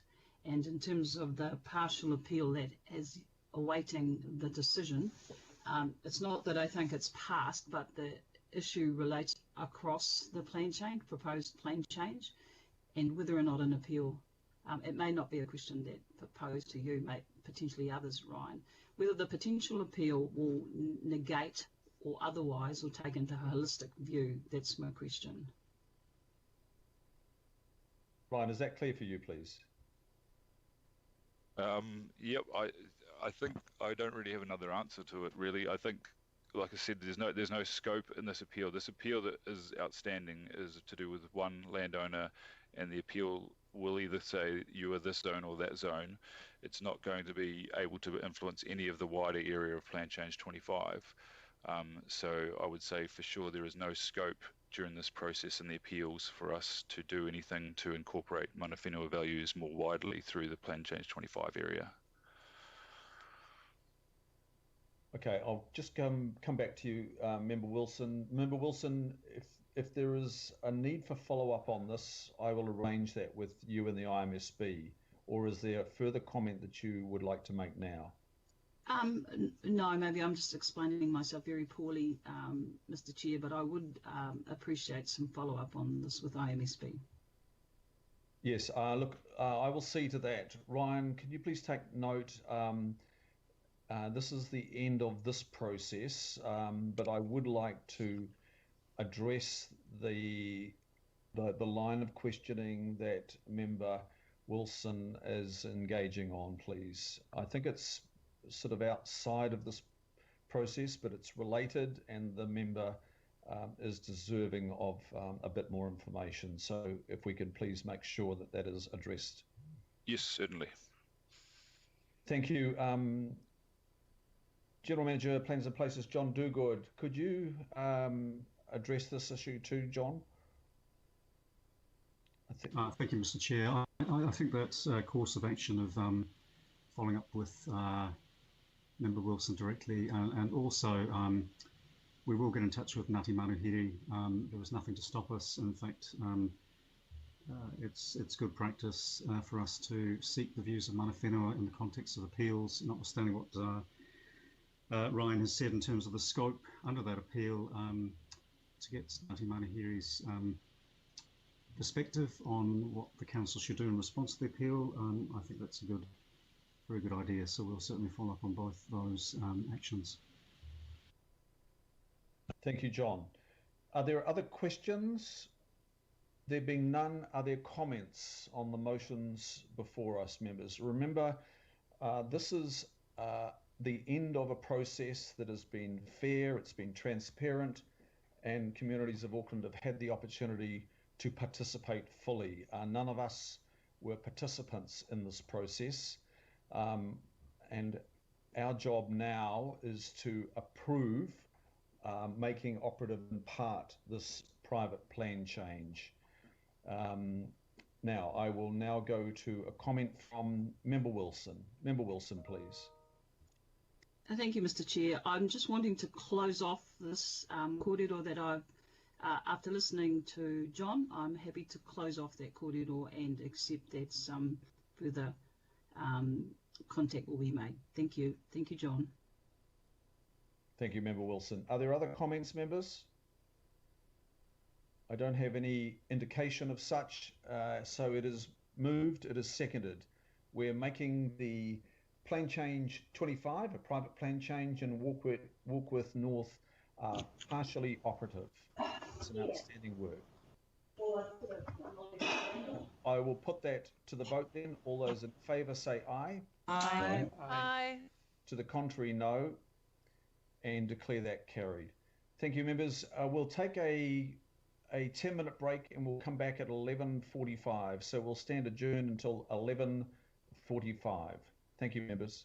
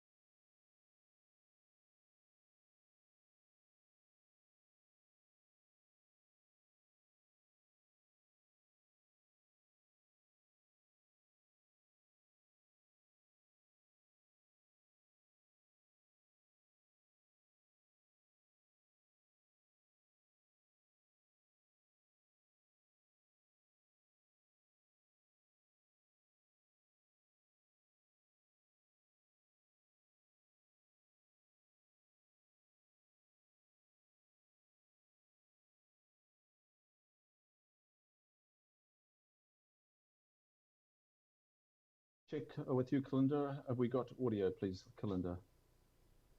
Yes, we do, Chair. Thank you. Welcome back, members, and we will reconvene the meeting. We'll now go to item 11, which is on page 137 of our agenda. This is a review of our Category A star historic heritage schedule, and the motions here today before us are for us to approve the notification of a plan change as outlined. So I'll move accordingly. Do I have a second? Councillor Bartley, if you're on the meeting, could you second, please? Happy to second, Chair. Thank you. Thank you. The staff that have been working on this, members that are reporting to us today, a Senior Advisor Special Projects, Emma Rush, who will be leading, Rebecca Freeman, Senior Specialist Historic Heritage Advisor, Noel Reardon, our Manager of Heritage, and John Dogood, our Plans and Places General Manager. So I will now pass to Emma Rush, I think, at the opening. Emma, are you with us, please? Sure. I'm just going to work out how I can share my presentation with you, Maureen, Chair and Councillors. Members, if we could just make sure we're muted. There's quite a lot of feedback, please. Emma, with you, please.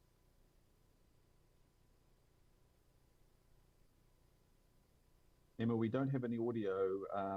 Sorry, can you hear me? Can you hear me, Councillor Jarvie? We can hear you now, yes.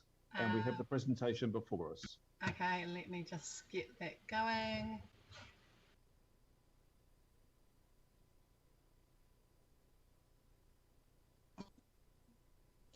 Emma, just on the top left from beginning. Right, got you. Thank you, Kalinda. There we go. Good morning, Chair and Councillors. So I'm here to talk to you about a plan change which is at the start of its process rather than the end of the process, as you've been hearing from other plan changes this morning. This plan change is proposing to make some amendments to the Unitary Plan Historic Heritage Schedule. A bit of background. The plan change is proposing to amend 91 Category A star historic heritage places, which are identified in Schedule 14 and the planning maps. All of these places are already in the Unitary Plan. There's nothing new in here, no new places being proposed. And most of them have been scheduled primarily for their built heritage values. In the Unitary Plan, we have our significant historic heritage places of Auckland are identified. They're on a list in Schedule 14.1 and they're shown spatially in the planning maps. The regional policy statement section of the Unitary Plan includes some policies outlining criteria and thresholds for how to identify significant historic heritage in our region and then how to include it in the Unitary Plan. And there are three main categories of places in that schedule. Category A, which are places of outstanding significance well beyond their immediate environs. Category B, which are places of considerable significance to their locality or beyond. And Category A star, which are identified as places in previous district plans which have yet to be evaluated and assessed for their significance. Just as a bit of background, we have around 2,300 historic heritage places in our schedule at the moment, and 198 or 9% of those are Category A, and the majority, 83%, are Category B, and we have 186 Category A stars on our schedule at the moment. So far, the Council's done quite a lot of work since amalgamation in the historic heritage space. There have been a number of plan changes that have progressed in the last few years, which have helped make our historic heritage schedule more robust, including adding some new places to that schedule. We've had plan changes which have amended some of the places in that schedule to correct information and update those places. for about 228 places. During the process to amalgamate the legacy plans into the proposed unitary plan, 240 new places were added, and since the unitary plan was made operative in part, we've had another couple of plan changes which have added 49 new places in total, plus 2 other places which are in plan change 5, but that's not yet operative. And this plan change that I'm talking to you about today is the first plan change which has is primarily about Category A star. It's the first dedicated plan change to look at those Category A star places and work out what their category should be. Just a bit more detail about Category A star. They are the most significant scheduled historic heritage places from legacy plans. As I already mentioned, there are 186 of them in the unitary plan, and these places were not re-evaluated when they were rolled over into the proposed Auckland unitary plan. There just wasn't the time to do that during that process. So the unitary plan has identified them as Category A star, and it states that they're an interim category and that they need to be re-evaluated and their category status addressed through a plan change process. So this is exactly what this plan change is proposing to do. Just for a little bit more background, the Category A star places are in all the legacy councils except for Auckland City. And Auckland City Category A places had a prohibited activity status for the total or substantial demolition, whereas the other legacy plan, the way they managed significant historic heritage places, there was no prohibited activity. So that's why the top tier places from those other legacy district councils were rolled over as this interim Category A star category.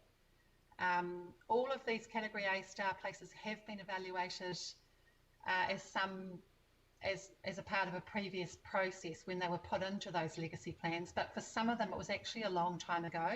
Some of them haven't been looked at for say 20 or 30 years, and all the legacy councils had different approaches and rules to evaluating historic heritage places. They had a variety of different thresholds within their plans. Sometimes the way they evaluated places was more of a tick box exercise than the comprehensive way that we evaluate historic heritage now. So these places are now being looked at according to the regional policy statement thresholds and criteria to work out what level of significance that they should be. So for this plan change, proposed plan change, sorry, there are 91 places from 4 local board areas. So that's Devonport, Takapuna, Henderson, Massey, Kaipātiki and the Faux local board areas. 91 of those places have been re-evaluated by heritage experts. A report's been prepared for each of those 91 places, which sets out a history and a physical description of the place. It identifies the historic heritage values of the place, and it includes a recommendation for the category of the place being a Category A or B for each individual place. The plan change is also proposing some amendments to correct errors, to update the plan maps and things according to the values that have been identified in these Category A star reviews. We've done quite a lot of work over the last year while we've been re-evaluating these places to engage with mana whenua, landowners and key stakeholders. In particular, we have engaged with mana whenua to let them know what we're doing and to see whether they would like to engage with us in terms of whether there are any mana whenua values associated with these places. We have talked to landowners and provided them with copies of the draft re-evaluation reports for the places that they own or occupy, and encourage them to talk to us and give us feedback about whether there's anything that they feel is wrong or should be added, or any information that we have missed. And we've also done a lot of engagement with local boards. We began talking to local boards about this project in 2020. We sent them memos to advise them what the project was about, and were invited and attended local board workshops with both Devonport, Takapuna and Henderson Massey. And we've had some specific feedback about a few individual places from some of the local board members at Henderson Massey and also Devonport, Takapuna. In terms of the reasons for the proposed plan change, the real crux of it is to ensure that the unitary plan is accurate and the information within that accurately reflects the historic heritage values of each place. Correct information will ensure that all of our significant historic heritage places are identified and protected and used appropriately according to their values. And any outdated information, including not having the correct category of place, does have the potential to result in a loss of heritage values or also impose costs on landowners and the council, for example, by requiring consent for an activity which isn't necessary because the values of that place aren't what the plan says they are at the moment. There are 6 places within this proposed plan change that we understand either have known mana whenua values or are likely to have mana whenua values. As I mentioned earlier, the views of iwi authorities have been sought on these places and the wider 91 places in this proposed plan change. We were particularly interested to hear from them about whether there was any places that were of significance to them and that we could make sure that information was included as appropriate in the values of each place. We've also sent the draft proposed plan change to iwi authorities as we're required to under the Resource Management Act. To date, we've had feedback from one iwi about one place, which is called Takapuna Springs Site in Devonport. Ngātai Kutamaki were very supportive of the proposed changes we're making to that place, which include recognising it on its correct location. And we're still liaising with them about them providing a statement of significance of the values of that place to them.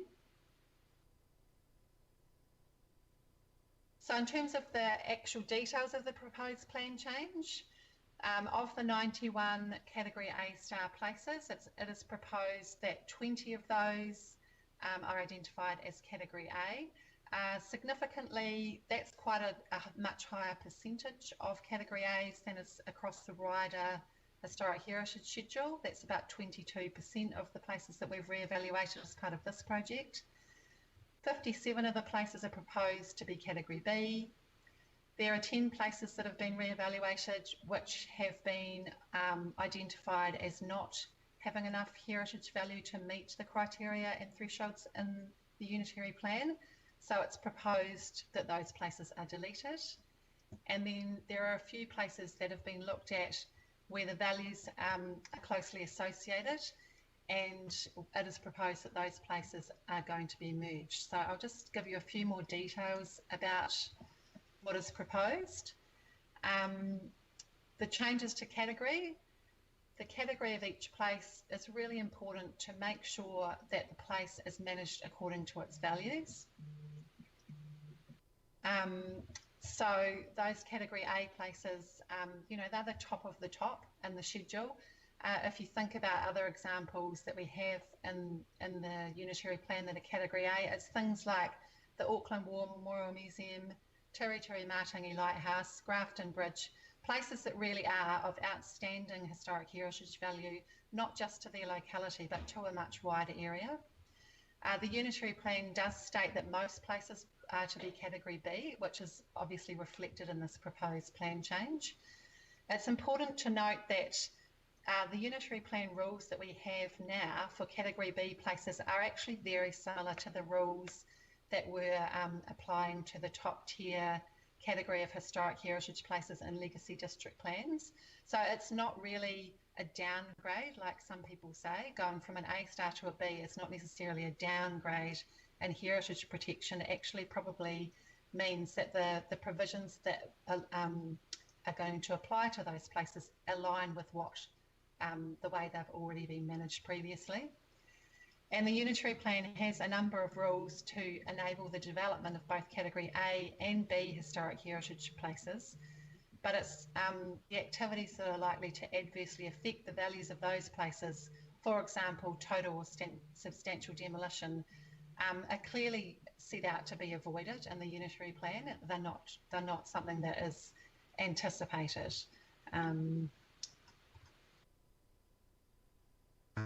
So the rules really do apply an appropriate level of protection depending on the category of each place and the activity of development that is proposed. Here is a list of the proposed deletions. There is Gillespie House in Glenfield, Clement Rags Garden Complex in Birkenhead, Lymington Castle in Birkdale, the Masonic Tavern, Shell Path, Magazine Rock, and the original Devonport Wharf site. They're all in Devonport. There's also 3 plaques which are proposed to be deleted from the schedule, which are also all located within Devonport. So the reasons that these places are proposed to be deleted is that for some of them, there's very little evidence relating to the history or values of the place. For some of them, for example, Magazine Rock and the original Devonport Wharf site, they no longer exist and there is no physical remains of them left. And for some of them, for example, the plaques, they really, once they've been evaluated, they have moderate or even less historic heritage value, so they just do not meet the unitary plan thresholds for scheduling. Sorry, I'll just go back to that. One of the reasons, obviously, for doing a proposed plan change, however, is that we are encouraging submissions on this if you recommend that it can be notified. And obviously, if any further information comes up about these places that are proposed to be deleted, well, then that can be considered as part of the plan change process. We have a few merged places. We have 4 places that are currently Category A star, which are all located within Windsor Reserve in Devonport, and they are proposed in this plan change to be merged into a new place called Windsor Reserve Commemorative Landscape. Those 4 places, which are a survey station and mast, a fountain, a memorial, and a plaque that's called Nothing Happened plaque, are all memorial or commemorative markers. So the view of historic heritage expert that reviewed these places was that the values of those places are related and it's more appropriate to manage them as one place rather than 4 individual places. And we have one other place where there's also a proposal to merge 2 places. So the Castor Bay Battery Complex, which is a Category A star and is proposed in the plan change to become a Category A, has a separate place next to it, which is the Red Bluff Castor Bay Battery Recreation Hut. It's already a Category A and it has never been merged with the wider place, even though it's part of that place, because the categories were different. But now that the wider battery complex is proposed to be an A, it's considered appropriate to merge those 2 places. In terms of risks and mitigation with this plan change, there sometimes is a perception that council is not protecting Auckland's significant historic heritage, particularly when people see that a Category A star has been changed to a Category B. They sometimes view that as a downgrade, and also that we're proposing to delete some places as part of this plan change. However, I think it's really important to highlight that it is a proposed plan change, and like I said, with the public notification of it, there's the opportunity for all interested parties to make submissions and provide any additional evidence of any heritage values. And any information that is raised in submissions and evidence at a plan change hearing will help inform the decision makers. So that's all I have for this presentation, but now I'm happy to answer any questions.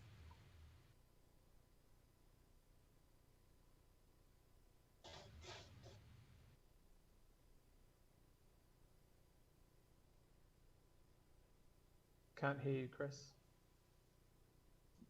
Thank you. Thank you. So Emma, just to be clear, this is covering the former areas of North Shore City, Manukau City, and Waitakere City. It does not include any parts of the legacy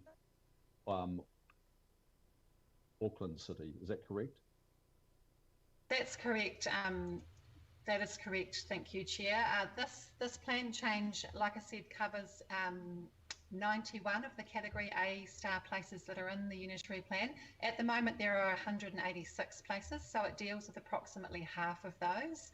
There are still Category A star places that will need to be re-evaluated in other parts of the region. It just takes quite a long time to do these evaluations, so that's why we haven't dealt with them all at the same time. Okay, and can we just go back? There's a lot of maybe misinformation about when these were last evaluated. So they weren't evaluated in the process that we undertook in building up, developing and confirming the Auckland Unitary Plan. Do we know, say for example, on the North Shore, when evaluations were last done? This is similar to the confusion about the special character areas and an assumption that the special character areas were evaluated at the time of the Auckland Unitary Plan development. So do you have any idea, say, just take the example of the North Shore City Council and when they last undertook an evaluation of the A's and B's equivalents? Thank you, Chair. That is a good question. I can't tell you exactly when each of the 91 places in this plan change were evaluated, but I do know, I had a look back at the legacy schedules. Some of the ones in the North Shore have not been evaluated for 20 to 30 years. And you're correct, when they were rolled over from the legacy North Shore plan, or all the legacy plans, into the unitary plan, they were not re-evaluated at that time, and that is why this Category A star was created, to recognise the fact that even though they were the top of those schedules, they didn't accord with the level of protection that the unitary plan was proposing for the top level places under the unitary plan. So that's why they were rolled over. But yes, a significant amount of time has passed since a number of them were evaluated. And in those areas, just want to be clear, when they were evaluated and they were identified as A's in those former plans in, say, a North Shore area, they didn't have a prohibited demolition rule on them. That is correct. That's correct. Okay. So the Legacy North Shore Plan managed those Category A places under the North Shore Plan in a very similar manner to what Category B places in the Unitary Plan are managed. So for total or substantial demolition, it was a non-complying or discretionary activity to do that, which is the same as what the Unitary Plan does, the same way the Unitary Plan manages it. So subject to the process ahead of us, the staff are signalling that there would be stronger protection for those that we're identifying as Category A in, say, the North Shore area or Manukau or Waitakere, because they would be in the prohibited category for demolition if they are ultimately confirmed in A. Is that correct? That is correct. So for the 20 places in this plan change that are proposed for an A, they will be then managed in a more rigorous way than what they were under their legacy plan that they were in before. Okay, that's good to hear.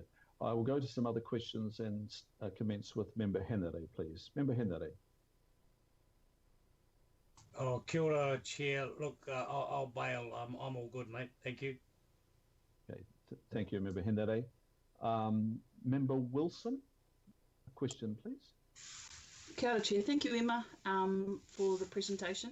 I'm wondering, please, in terms of the plan change that's contemplated here, what, if anything, the Māori Cultural Heritage Program is considered? That's my first question. And my second question, I might as well put it in there now.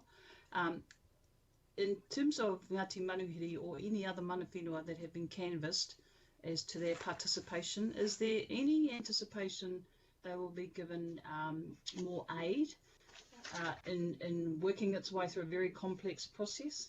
The Māori Cultural Heritage Program, as you're probably aware, is taking nigh on 18 months to 2 years to get iwi to a position where they're able to input. So those are my two questions. Thank you. Thank you, Member Wilson. Emma? Thank you, Member Wilson. Sorry, in terms of your first question, do I understand whether this process has been related to the Maori cultural heritage process? I'm not quite sure what your question was. So as we know, there is a Māori cultural heritage program that identifies sites in the same way this is intended to identify them in different categories. Is there any alignment, means to look at whether that's similar to what's being accomplished in that program? So for the historic heritage schedule, there are a couple of ways where a place can be identified within that schedule of having mana whenua or Maori values. So the regional policy statement identifies 8 criteria to look at when we're evaluating a historic heritage place, and one of them is the mana whenua criterion, and that is the one that we've been trying to engage with Maori to see whether any of these places do have mana whenua value, and if so, we believe it's up to them to tell us what that is. We can't say what that is. So we've been engaging with them to try and understand what that is. A place can be on both the historic heritage schedule and the sites of significance to mana whenua schedule. So there is the opportunity for it to be on both places. It doesn't have to be a one or other place. And in answer to the second part of your question, in terms of what we've been doing to help or assist mana whenua to engage with this process, we've just been making sure that we've been trying to get in touch with them early and give them every opportunity to participate should they wish to, rather than just relying on the regular Resource Management Act requirements, which are relatively, it doesn't give a lot of time if you just did the minimum. Does that answer your question?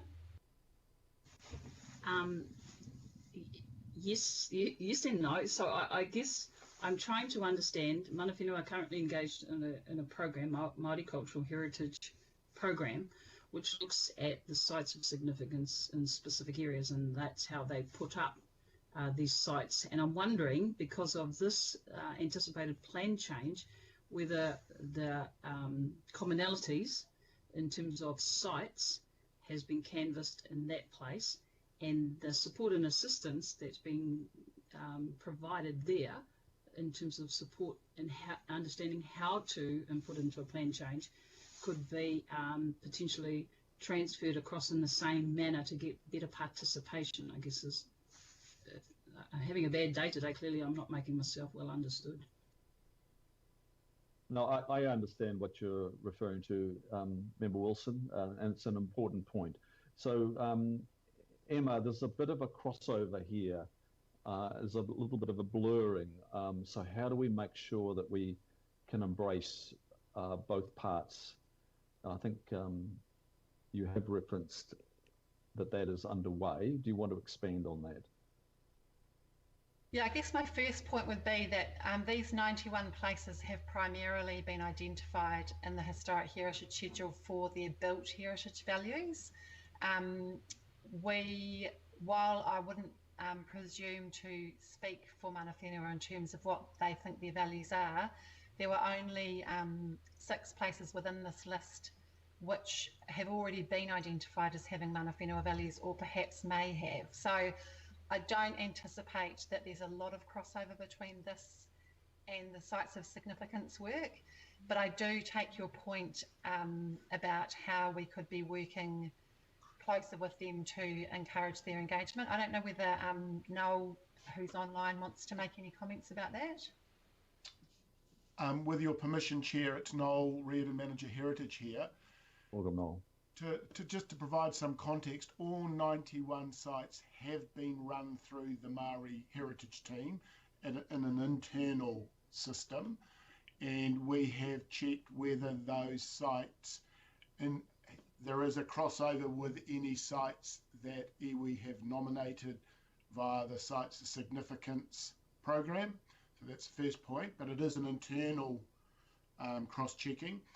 The second thing is we have been to mana whenua, the hui that we've had with the Sites of Significance program, and started to discuss this issue of the Historic Heritage Schedule and the Sites of Significance Schedule, and how we can better manage places which fit in one or the other, or as Emma said, in both.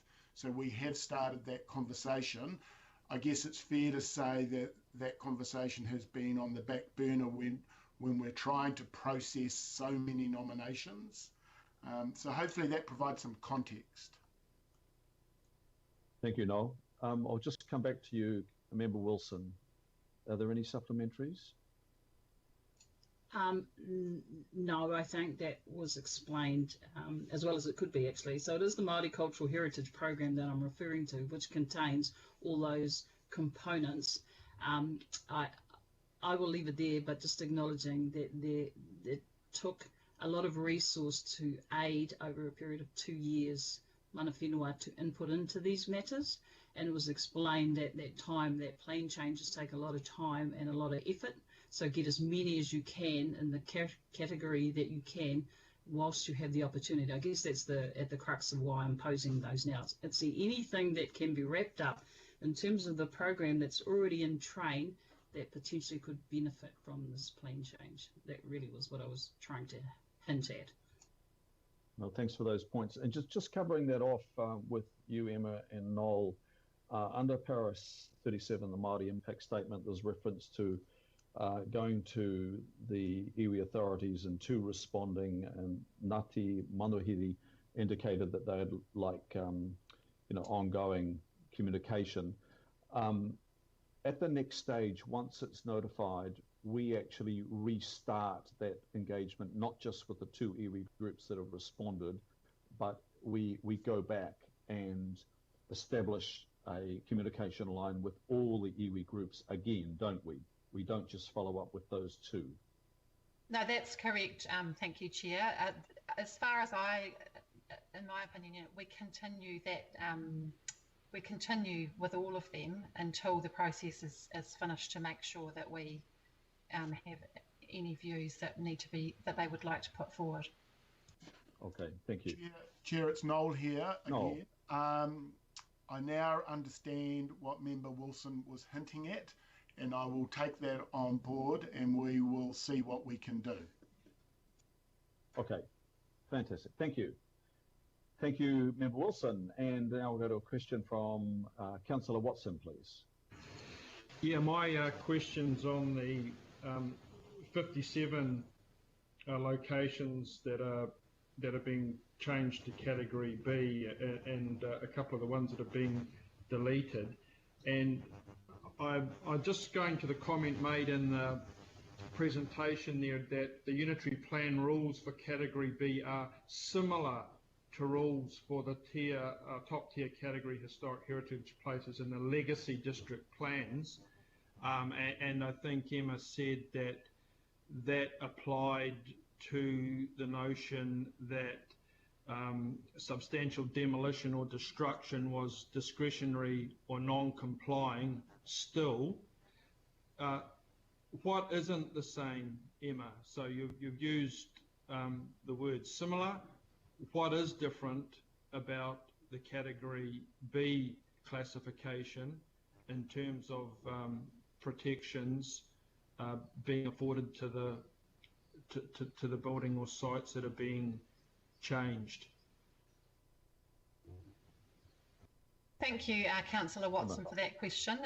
That's a good question, and I can't go into the exact detail of what's exactly the same or what's just similar, because we're talking about a number of different district plans which all had a range of different rules.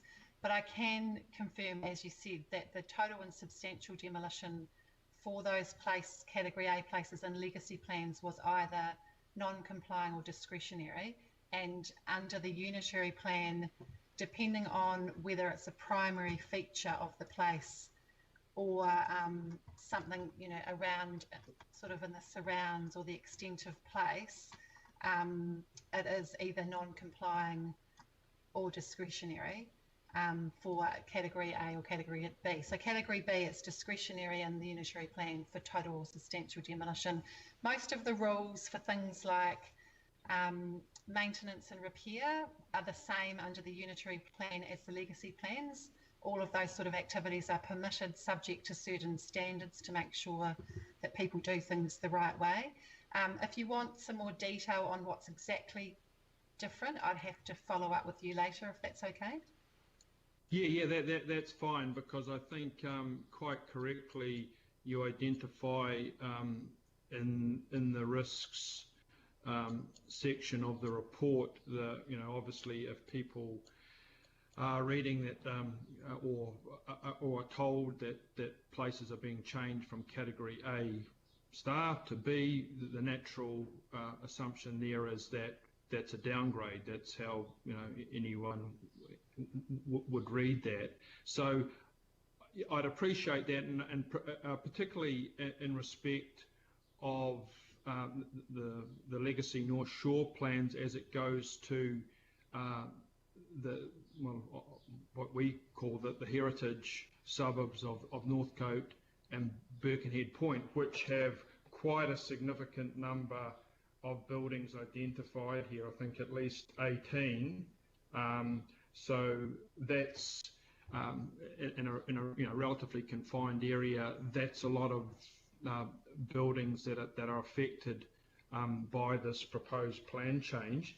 And just on that, Emma, you mentioned that there's been significant engagement with the local boards and written feedback sought. While you mentioned Takapuna Devonport, there was no specific reference made to that level of engagement with Kaipatiki. Is that correct? And additionally, where is that feedback? Because it's not immediately evident in this report. Emma. Thank you, Councillor Watson.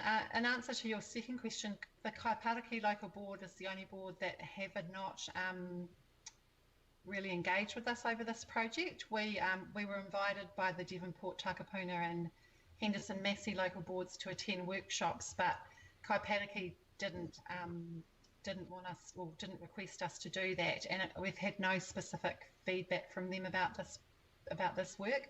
They've all four of the local boards have received the same information about this project, but we haven't heard from Kaipatiki.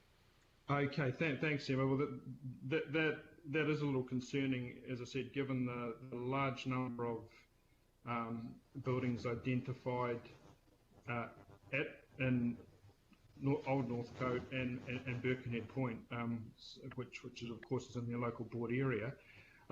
Just in terms of some of the deletions, I noticed, and you mentioned in your presentation, Lymington Castle and Verbena Road, Birkdale, that's been deleted altogether, and it's a little while since I've looked at, but certainly 50 years ago, it was quite the feature for the local community. In fact, there was the school visits organised as a matter of course there. I tried to find some more detail as to why that has been deleted in total. Are you able to help me with that? Certainly, Councillor Watson. I'm not the heritage expert on that castle, but I can answer because I've read the re-evaluation report. It was re-evaluated and it's just come up as having moderate historic heritage value as opposed to considerable, so it doesn't meet that threshold that the regional policy statement requires. It's interesting that in the legacy North Shore plan it was described as a folly. It basically is a castle that was built as a replica, sort of almost fantasy place by the people that owned it, who were very, very fond of castles. And while it's certainly a striking building and has some some local interest, when you look at the regional policy statement and the criteria that are listed under there, it doesn't meet the threshold for actually being the historic bit of the heritage. It's more a sort of an interesting place. But we can share that re-evaluation report with you if you'd like to read it in further detail. Okay. Yes. Yeah. Thank you. And similarly with the district plan rules of Legacy North Shore, particularly as it goes to those 18 properties or sites in Northcote Point and Birkenhead Point that are the subject of this plan change. So thanks for those answers, Emma. No problem. I'll make sure that we get that information to you. Thank you, Councillor. Thank you, Emma. I'll now go to Councillor Walker, please. Sure. Hi, Emma. Just got a question around the changes, particularly the things that are being deleted. I've had a look in the agenda item, and it gives obviously some locational details on a map. Is there some supporting information around the reasoning for the changes? Thank you for your question, Councillor Walker. Yes, every one of the 91 places in this proposed plan change has been re-evaluated by a heritage expert, and there is a report on each one which goes into a reasonable level of detail about the history of the place, a physical description, and then an evaluation against those criteria that are listed in the regional policy statement. So for each of those 10 places that are proposed to be deleted, there is quite a significant amount of information. Okay. I might have missed it. Was that information attached to this agenda item, or is it just held separately? Councillor Walker, no, that information wasn't attached to this agenda item. It runs to many hundreds of pages, but we'd be happy to provide you that information should you wish to see it. And it will be available as part of the plan change if the plan change is notified. Okay, and is it proposed to make the Council's Heritage Panel aware of these proposed changes? Councillor Walker, yes, the Heritage Advisory Panel has been kept in the loop of these proposed changes and the process that the Heritage Unit has been going through to re-evaluate these places. Okay, that's great. Thanks, Emma.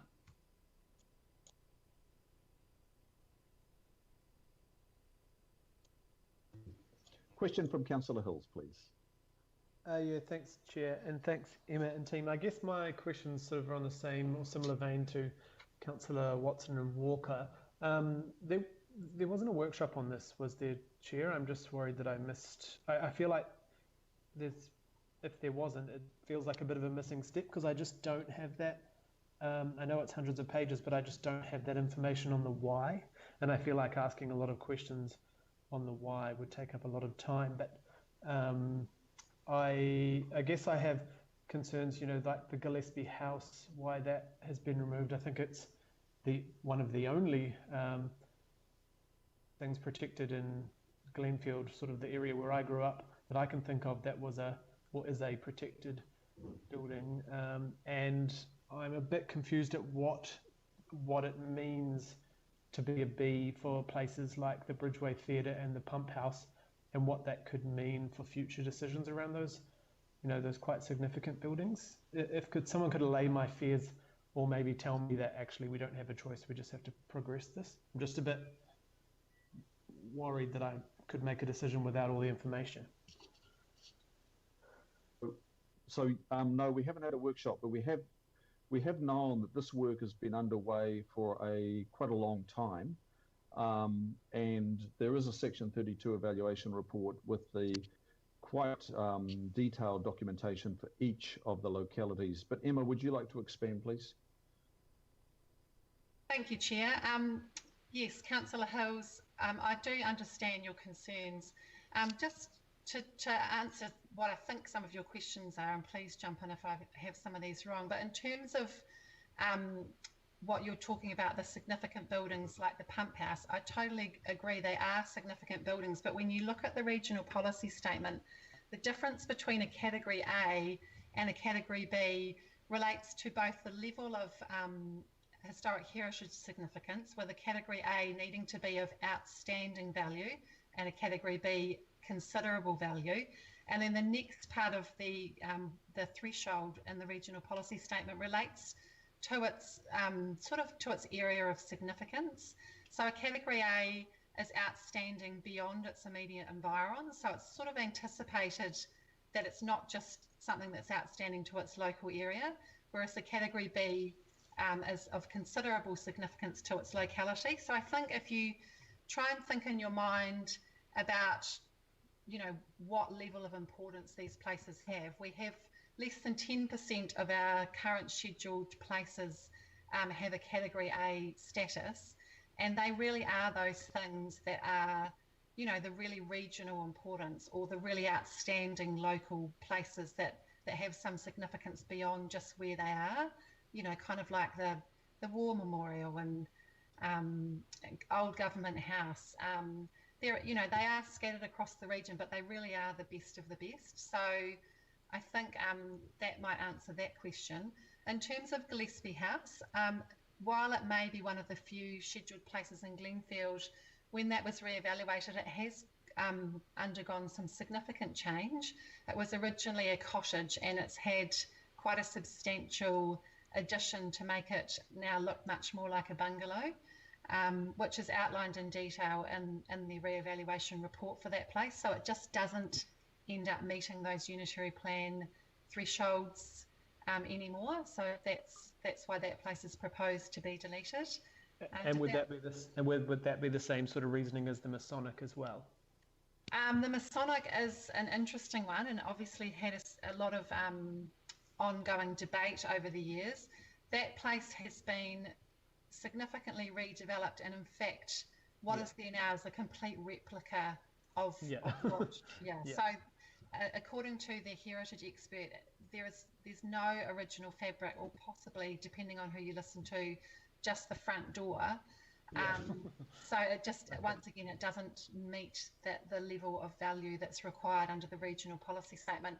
I think it's important to remember too that, you know, the rules in the unitary plan are quite rightly quite strict in terms of how to protect and manage these places. So a place really does need to get to a minimum level of value to impose those rules onto a landowner and protect those values. And when we're the landowner, would we look at more protections, such as the Chelsea cottages and the pump house? You know, that what does it mean in practice if someone wanted to change or demolish the pump house, which has, I guess, huge heritage significance, but also a lot of public connection and significance? Does it, in practice, does it change much moving from an A to a B, or does it mean that someone could paint it pink tomorrow or knock it down without much? I guess it's hard for me to follow where the outcome might be of these changes. Yeah, to answer your question, Councillor Hills, in practice... Oh, you just muted yourself, I think, by accident. Apologies for that. Thank you for pointing that out. In practice, the big difference between a Category A and a Category B relates to the activity status for total and substantial demolition. Okay. So for a Category A, that is a prohibited activity, whereas for a Category B, it's discretionary. However, the objectives and policies in the unitary plan clearly state that the total and substantial demolition of any scheduled historic heritage place is to be avoided. So just because it's a B, it doesn't mean someone can make an application to totally demolish it and that would just be approved. Those type of changes, you know, really can only be made if there's some sort of significant public benefit or other issue that's going on. It's not like you can just come and go, I want to knock it down, I'm going to put an application and it's a B and it will get approved. Okay, thank you. And we have discussed it, Chair, but just I am very nervous because I don't feel like it's hard to explain. So the comms on individual properties, which will no doubt and have already started to come up, will be doing a lot around that, or is that something that comes after the plan, the hearings and the consultation process? Emma, that's about the next process once we confirm notification.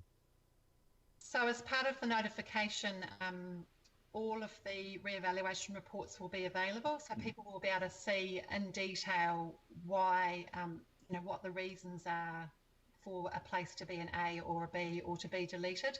But we will make sure that as part of the notification work, we've got things like frequently asked questions which explain the difference between a category A and a category B, and make sure that that sort of information is available so that people understand what the changes are and what they mean, so that they're able to make a submission if they wish to do so, and provide all the information that will help the decision makers make a decision on this proposed plan change.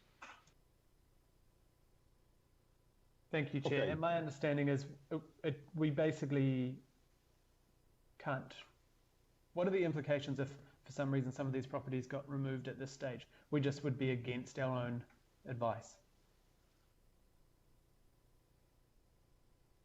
Emma, can you respond to that, please? Councillor Hills, I mean, I guess you really need. My advice is that these places have all been reevaluated by a qualified heritage expert.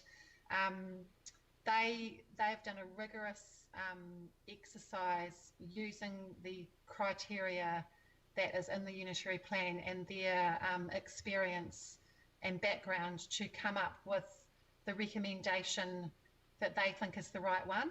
I think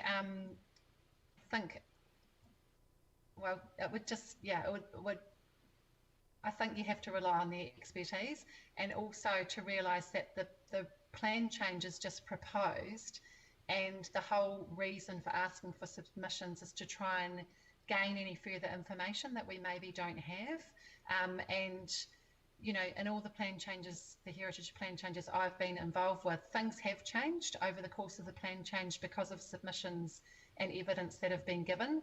So, for example, for one of the deleted places, if someone came up with some information about the heritage values of that place that we had not already known, that would be taken on board and be used to make the best decision for that place. Perfect, thank you. Thanks, Emma. Emma, when you say a heritage expert has looked at all these places, I imagine it's been more than one. Are they external?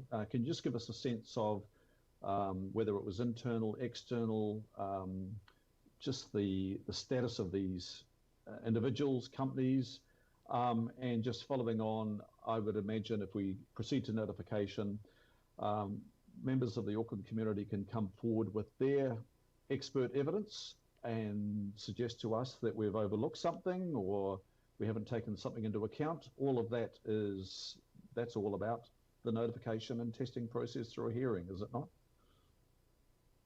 Thank you, Chair. In answer to your second question, yes, you have it exactly right. People can make a submission and bring their experts or expertise along with them to the submission. And in terms of the evaluations, so you're also correct, they were not, 91 of them were not done by one person. They have been done by 4 of my colleagues in the Heritage Unit, so all done internally by our amazing qualified heritage staff that Council has. Excellent. Good to hear. It was internal. And Chief of Strategy, Megan Tyler, you've got something to add to this.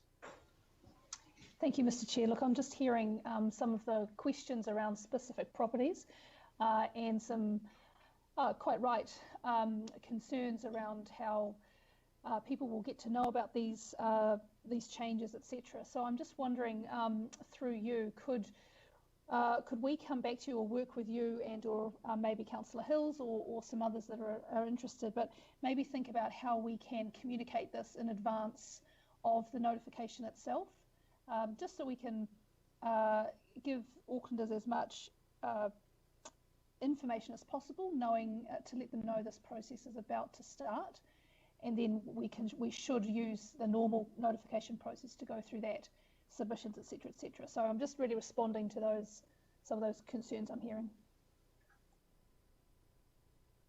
Thanks, Megan. Yes, I think we'll debrief after this meeting and pick up some of those points so that we can communicate accurately. Okay. Oh, look, just one last one. We talked about the folly of well, I think your words, Emma, of the castle. There's another folly in Devonport, which is a plaque which says nothing happened here.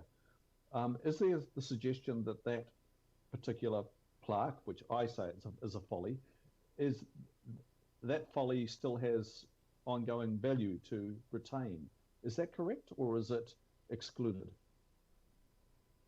Thank you, Chair. That's an extremely interesting question, and we've discussed this place at length in the Heritage Unit. So that place, which is called the Nothing Happened plaque and is within the Windsor Reserve, is one of the places that's proposed to be merged together to form this new Windsor Reserve Memorial commemorative place, whatever we're deciding to call it. The re-evaluation, it did still have considerable social value. It doesn't have any other value under the regional policy statement criteria, but because it still has considerable social value, it's proposed that that place be retained and included in the new merged place with the other commemorative items within that location. Okay. I think we've had some good questions. Now we'll go to comments, members. So the direction that we're taking here today is to go to notification. So there's a long way to go on this. The staff have been working on this for quite some time. So we're approving notification, noting the attachments there, endorsing the Section 32 evaluation report, and we're delegating to our Manager of Heritage and the team, that's Noel Reardon, on any minor amendments that will likely crop up. So that's the direction we're taking. Speaking to this initially, Councillor John Watson. Yeah, thanks, Mr. Chair. And just speaking to the notion of communication that's been brought up by a couple of councillors, it's very clear to me and probably to most other people looking on that the very titles being used here, Category A and Category B, and especially a change where a large number of buildings are going from Category A star to Category B, the perception will undoubtedly be that they are being downgraded in some way. There is huge concern out in quite widespread parts of Auckland over the protection of heritage buildings, and that's not alleviated by some of the initiatives coming through from central government. So in amongst everything else, I think particularly in some of these areas like Birkenhead and Northcote, and no doubt Takapuna and Devonport too, where you have a lot of buildings that are affected by this proposal, and a number of them which certainly local communities regard as outstanding heritage features of the suburbs they live in. It'll be very important to communicate the information that Emma has given us today in terms of the unitary plan rules for Category B being similar to the rules for the top tier category. But I think beyond that, and also in respect of the areas that I identified, it will be useful if some reference is made back to the North Shore district plan as far as the heritage protection components go, because that's going to be the more meaningful comparison for people who have been around for a while and really making their own judgment as to whether this is largely a superficial change or it is a change of some significance. And without some reference to that material, it'll be difficult for people to make that connection, other than if they try and research stuff out themselves. As far as the demolition of buildings goes, which ultimately that's often what lies at the heart of community concern, is that they're going to lose these few remaining outstanding examples of heritage that exists within their communities. We have this prohibited status for Category A and this discretionary status for Category B, and from what I took from Emma, the overriding notion that demolition as such is to be avoided. So that essentially doesn't mark a change, of course, but I guess in terms of the communications with these particular sites, of which there are a lot, 90 odd, then again it'll be clear. It has to be very clearly signalled that that is an existing reality. It's not something that's being introduced. Otherwise, it'll be buying into some considerable backlash, I would imagine. But overall, Mr. Chair, I guess certainly in the absence of some of the specific comparators to make to the district legacy plans as it goes to these A-star buildings, which that's where that category came from, it's a little difficult to make a fully informed commentary today or a vote for that matter when you're not in a position really to go through in a little bit of detail. Emma's been very helpful with what she says, but certainly I guess it's in the environment we operate in terms of heritage protection across Auckland. There is concern, so there's a lot to be said for erring on the side of due diligence rather than just perhaps leaving things to chance, because we've got some not so impressive examples of that around our city where that has happened. So that's about all I've got to say, but certainly in terms of those communications, there has to be a job done, and it should be easier to focus that attention given the limited nature of the areas or local board areas that we're dealing with at the moment. Thank you. Thank you, Councillor Watson. Are there others that want to make comment on the motions before us? There being none, I will put the motions.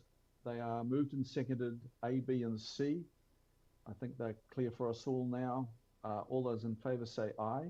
Aye. Aye. Aye. Aye. And to the contrary, no. You just record my abstention, Mr. Chair, please, Councillor Watson. Thank you, Councillor Watson. And that's on the A, B and C, Councillor Watson? Just checking. And Councillor Walker the same. Okay, Councillors Walker and Watson are abstaining on A, B and C, on the motions that are put, actually. And Councillor Stewart, we've recorded that. Thank you. 3 abstentions. So that, as I called it, is carried, noting the abstentions, and Councillor Sayers now also abstaining. Okay, members, I think we need to take a half-hour break and come back at 1:20, and we'll go to our final item, which is item 11. So sustain yourselves, and we will stand adjourned now and reconvene at 1:20. Thank you.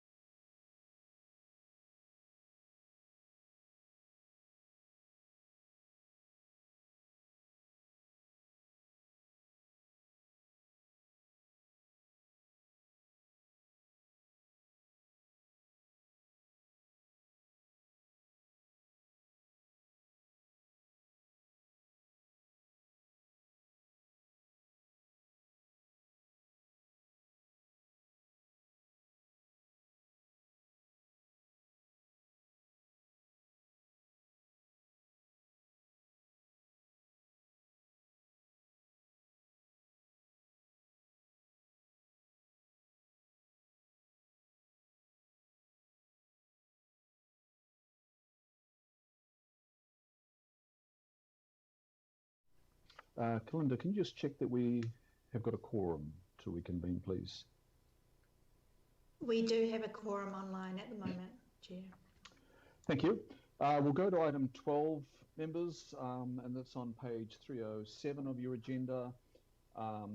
This report calls for our decision on delegating to the chair, and I'm adding the deputy chair of the Planning Committee, and the chair of the Environment Committee, Environment and Climate Change Committee, I should say, and the deputy mayor and an IMSB member to approve our submission on the wetland provisions to the National Environmental Standards, Freshwater 2020.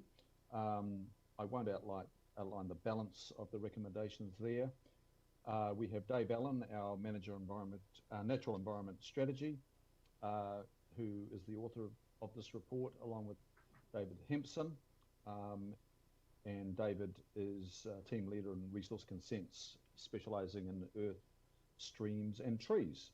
Now, I will hand over to Dave. Before I do that, can I have a mover for the recommendations, noting the slight changes there as well in red? Can I ask for a mover, please? Happy to move. Chair, it's me, Josephine. Councillor Bartley, thank you. Do I have a second, please? Councillor Coombe, happy to second. Thank you, Councillor Coombe. It's moved and seconded. I'll now hand to Dave Allen. Good afternoon, members of the Planning Committee. Dave Allen, Auckland Plan Strategy and Research Department, here with you this afternoon. And I just wanted to take the opportunity to outline some of the proposals that are contained within a managing our mud managing our wetlands discussion document produced by Ministry for the Environment. So we've got a presentation of about 10 slides here for you. So Duncan, if I could just ask you to roll through the next slide, please. So as the Chair has outlined, our purpose today is to seek delegated authority for Pacific members to approve Auckland Council's submission to the Managing Our Wetlands proposals. Before we get on to some of the actual content and to get your feedback, your initial on the proposals, I just wanted to introduce this by noting the legislative context that has gone before this particular discussion document has come out from Wellington. Next slide, please, Duncan. So this is actually part of the essential freshwater package that we're actually considering here. One of the instruments is called the National Environmental Standards for Freshwater. It's very closely linked to the National Policy Statement for Freshwater Management. And there were a number of other regulatory instruments introduced last year as part of a big package within the government's desire to stop the degradation of freshwater environments and see some improvements within a generation in terms of some of the outcomes for freshwater environments across New Zealand. The fourth instrument that I've listed there is relation to water take measuring and reporting, and there's some further improvements there about how we go about improving that aspect of freshwater management. Next slide, please, Duncan. Yes. So the two that I want to focus on today is both the National Policy Statement for Freshwater Management and secondly the National Environmental Standards for Freshwater, which both came into effect in about September last year, and they have in each of these documents some particular provisions that relate to wetlands, and they're quite significant in terms of their intent, but equally we've got an issue in terms of did the policy intent overreach, and I think that's largely why we've got the discussion in front of us today. Thank you, Duncan.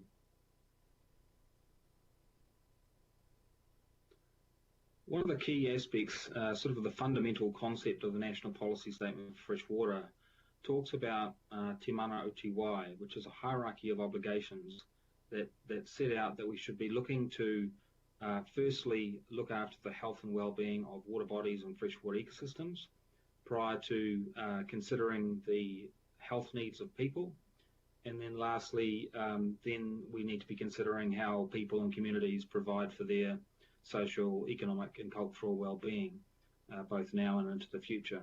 So that's the central tenet of the NPS freshwater management, and that in itself makes it quite clear for communities as to the direction of travel into the future.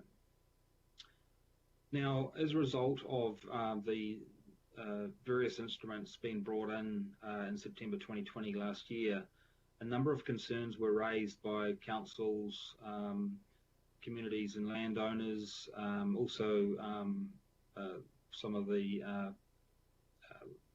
land operators of networks, and also iwi raised some concerns about the practicality of some of the wetland provisions that were to be implemented.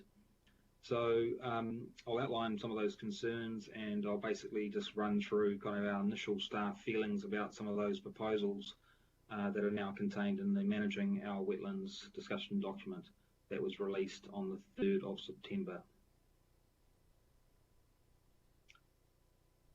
So the first question is, how do you define a natural wetland?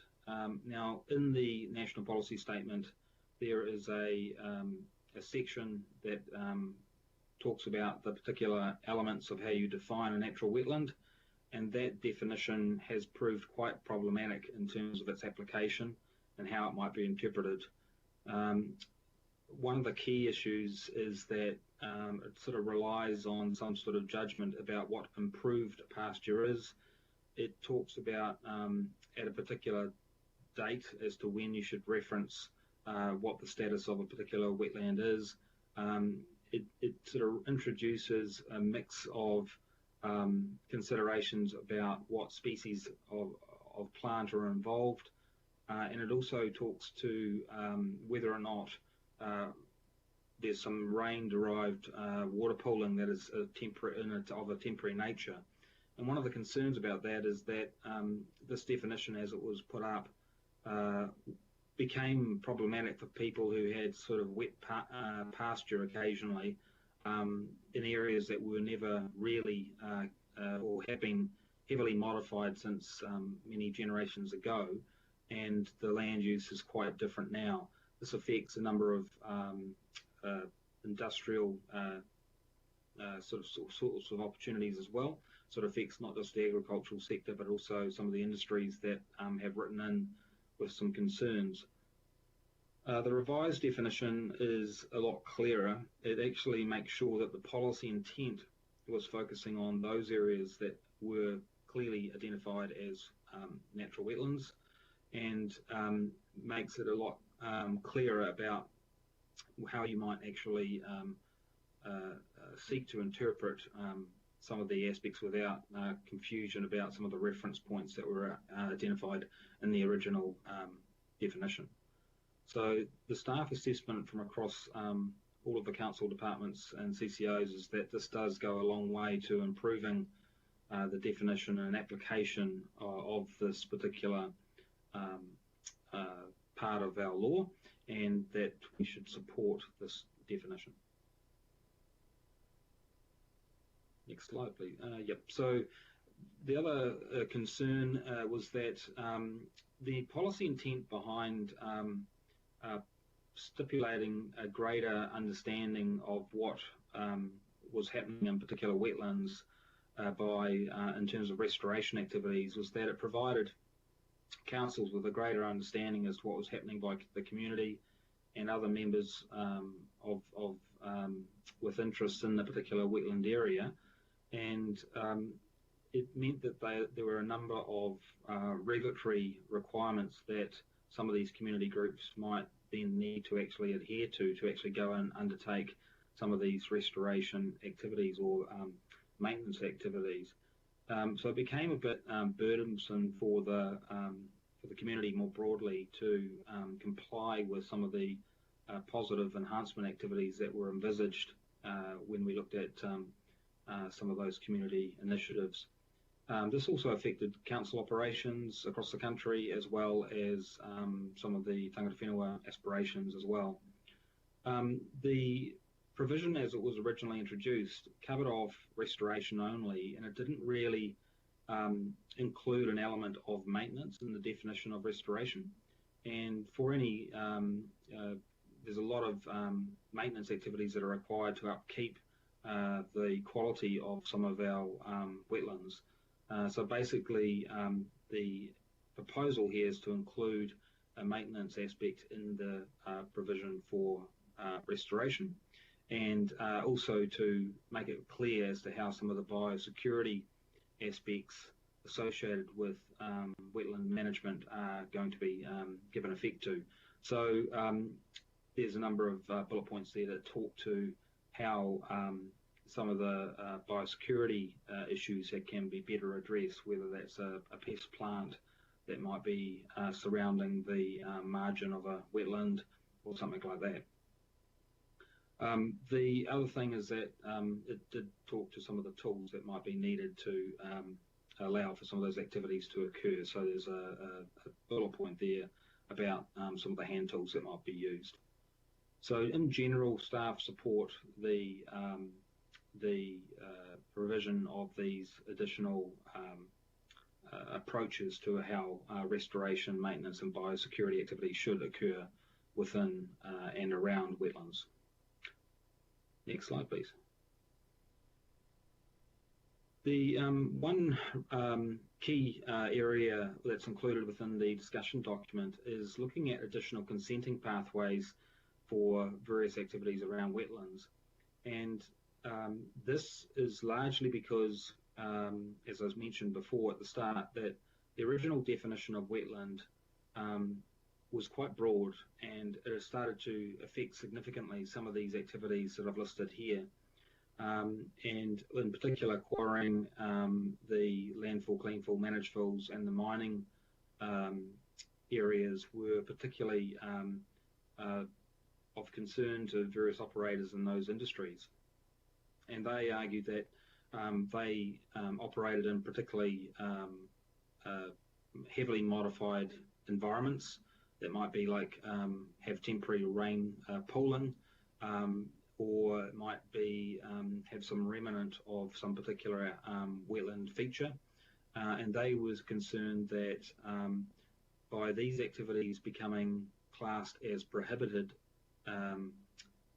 by interpretation of the regulations, that they would actually have a significant impact on our day-to-day lives in terms of these kinds of activities from occurring within various parts of the country. So in the case of the urban development consenting pathway, we'll get onto that in another slide, but one of the things that was raised there is that there was a concern that the protection sought for wetlands might be going to such a level that it would start to really impinge on some of the urban development aspirations around the country. So we'll get onto that in another slide. But I just wanted to highlight that what is proposed here is that some of these activities which are operating in heavily modified environments, which might have a feature that would otherwise qualify for being defined as a wetland area, could be subject to a gateway test to enable some consideration of a consent for some of these activities. And the gateway test at a high level talks about assessing whether or not the activity is of significant national or regional benefit, whether or not there is a functional need for that activity to occur only within that specific location, and also that in doing or considering one of these sorts of activities, that the effects management hierarchy was applied, and that there was appropriate level of conditioning in terms of how any of those activities could occur. And the key thing to note there is that one of the first tests is how can you avoid these kinds of activities from occurring, and that may be possible in some cases, but not necessarily others. So that's the general thrust of the proposals for additional consenting pathways. I just wanted to, before I get into a bit more detail, I just wanted to highlight that the initial staff position is to support including a consenting pathway in the nest freshwater for quarries, landfill and mining activities.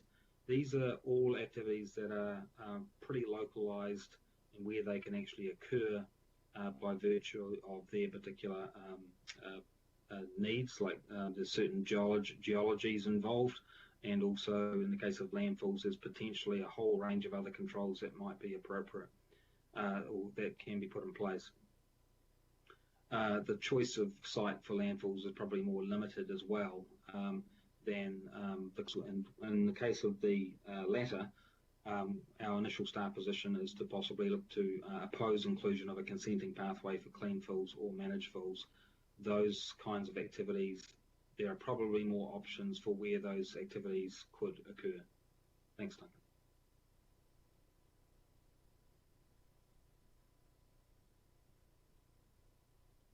Sorry, still going. Just one more slide. Still going. Okay. Yep. Sorry. Just to then focus on the urban development. Sorry, one slide back. Okay. Just to focus on the consenting pathway for urban development.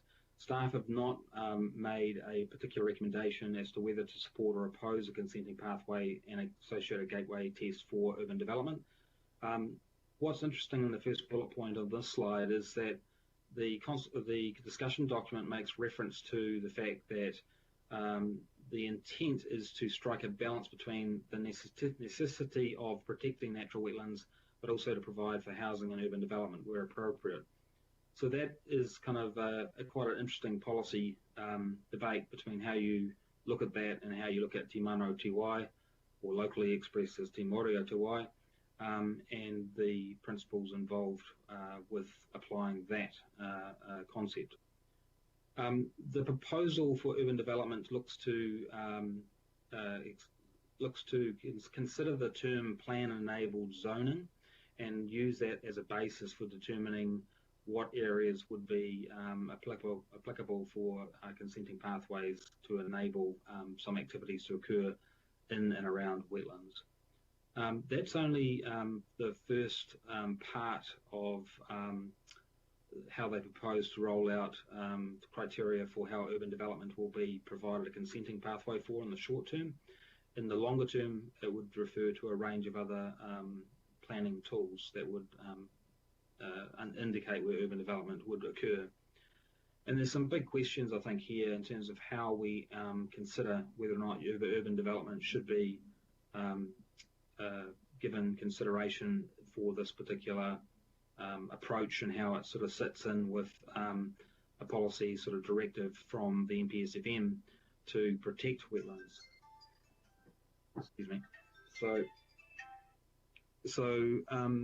there's probably more time, I think, required for us over the next week just to really nut out how this might work in practice, how the effects management hierarchy might work, whether or not offsetting a wetland loss would still be a fit-for-purpose approach for urban development, and just really considering how well some of the existing the existing planning instruments are doing at the moment in terms of looking after natural wetlands and making an assessment as to whether or not this consenting pathway would revert back to the way we've done things in the past, or whether it would still help in terms of providing for wetland protection.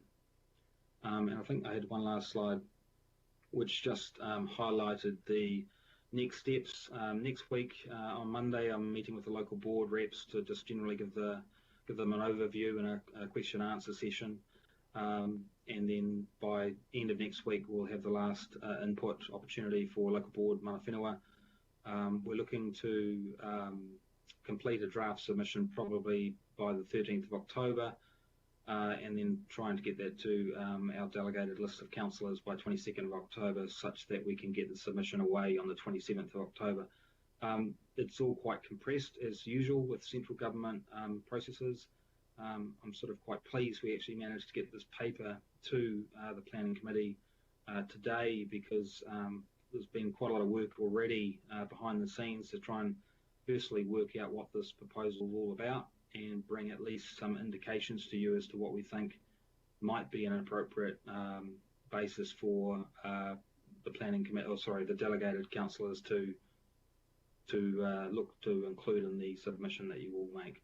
So, Chris, I think I'll end it there. Thank you very much for that. Thanks, Dave. Thanks to you and your team for doing this. It's considerable work, and it's a big topic. Dave, just to paint the picture here, I mean, I hear nationally we've lost 95% of our wetlands. In Auckland, what is that percentage? What have we lost in Auckland? Well, I think we're still working on that. We've got a 10-year monitoring program that the research and evaluation team are working on at the moment, and they basically are due to publish that within probably the next 6 months. David Hampson's on the line as well. He would possibly be able to talk to what he has seen through the resource consents area. David, are you able to just offer some insights there about the loss we've undertaken so far? Welcome, David. Thank you. With permission from the chair, it's very difficult to quantify off the top of my head the overall extent of wetland loss so far, but what I would say is prior to the release of the National Policy Statement for Freshwater Management and the National Environment, we were really difficult to prevent the loss of natural wetlands. Most of the applications that came across my desk really didn't address avoid remedy, went straight to mitigation, and I'm not aware of any applications prior to these documents becoming effective September last year of either applications being notified or consents being declined, and that covers a vast range of activities. So it includes quarrying, it includes residential development, and also infrastructure, Auckland Transport, water care, and NZTA. So I don't have any figures as such, but that's the best I can give you in terms of what's been happening, what was happening prior to September last year. Okay, look, that's good. Just before I go to the questions, I'm just wanting to get a bit of a sense of how much is left. Like I'm familiar with areas like Papatoetoe, I think East, and Takanini, Manurewa, just those areas. There were vast wetlands in these now residential areas. They no longer exist. They're not here in Auckland. And we know we've lost wetlands throughout the nation, and we're down to the last 5%. So we don't have a sense of the Auckland situation of what's been lost over the last, 150 odd years, 200 years. I don't have that at the top of my head, but I do know that we have GIS mapping that's undertaken. We've got a range of assessments that are gradually being put into our GeoMaps database. So we will have an ability to better articulate the loss or maybe what the current state is, and then we can sort of look back a bit and sort of give you a feel for what the loss might have been over a longer period of time, just based on some of the other elements of the kinds of geography that we actually have and where habitats might have been in the past. But I think from a quantitative perspective, no, we don't have exact figures, but we would have no problem suggesting that there has been significant loss. The national assessment is, I think, about 5,400 hectares has been lost in the last year, I believe. So there is a continuing loss in general. I think there's not only wetlands, but of course rivers and streams are also affected. So we need to sort of think about the whole catchment, not just the one particular water body we're talking about here today. 5,400 hectares in the last year alone. Yeah, that is really concerning. Okay, we'll go to questions. Member Hanare, please. Kia ora, Chair. Look, just a couple of questions about Māori involvement. This issue is quite an important part of Manawhānau and where they see their place on the earth. And I'm wondering, one, is what sort of engagement are you doing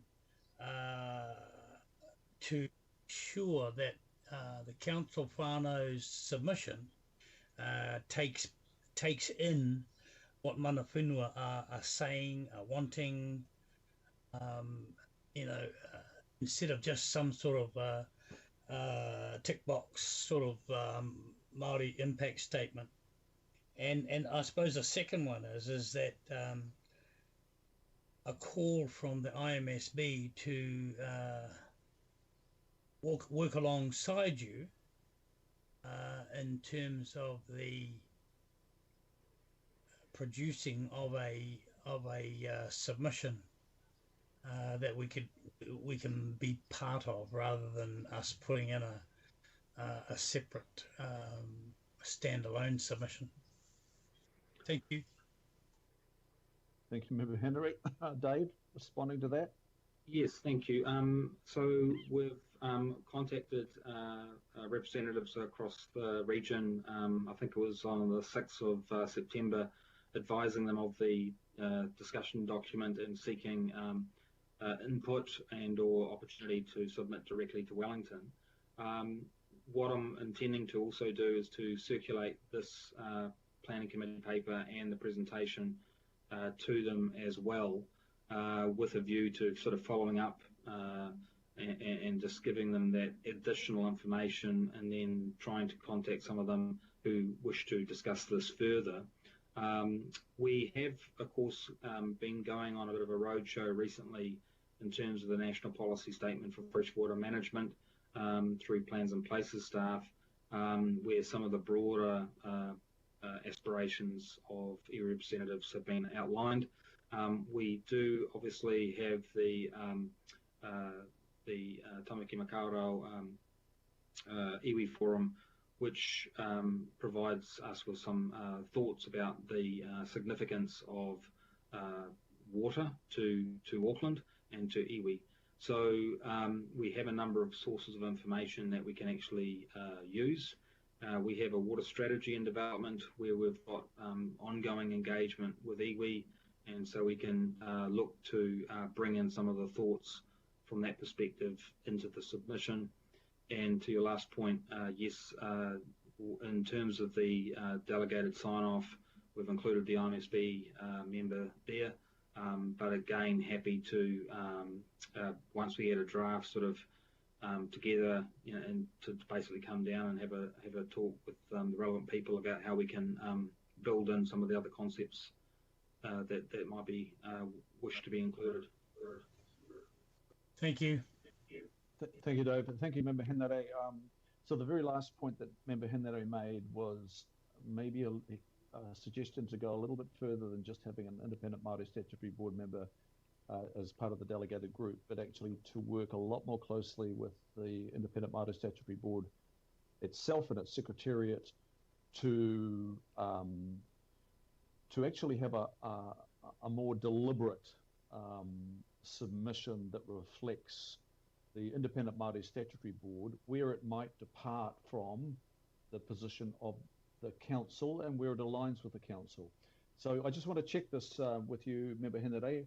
Was you are seeking a more deliberate account of the independent Māori statutory board view to be going in with the council's submission?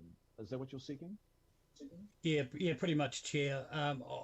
It's I suppose my language. It's a more hands-on approach rather than just the delegated authority that we get to see and then we get to say no or yes.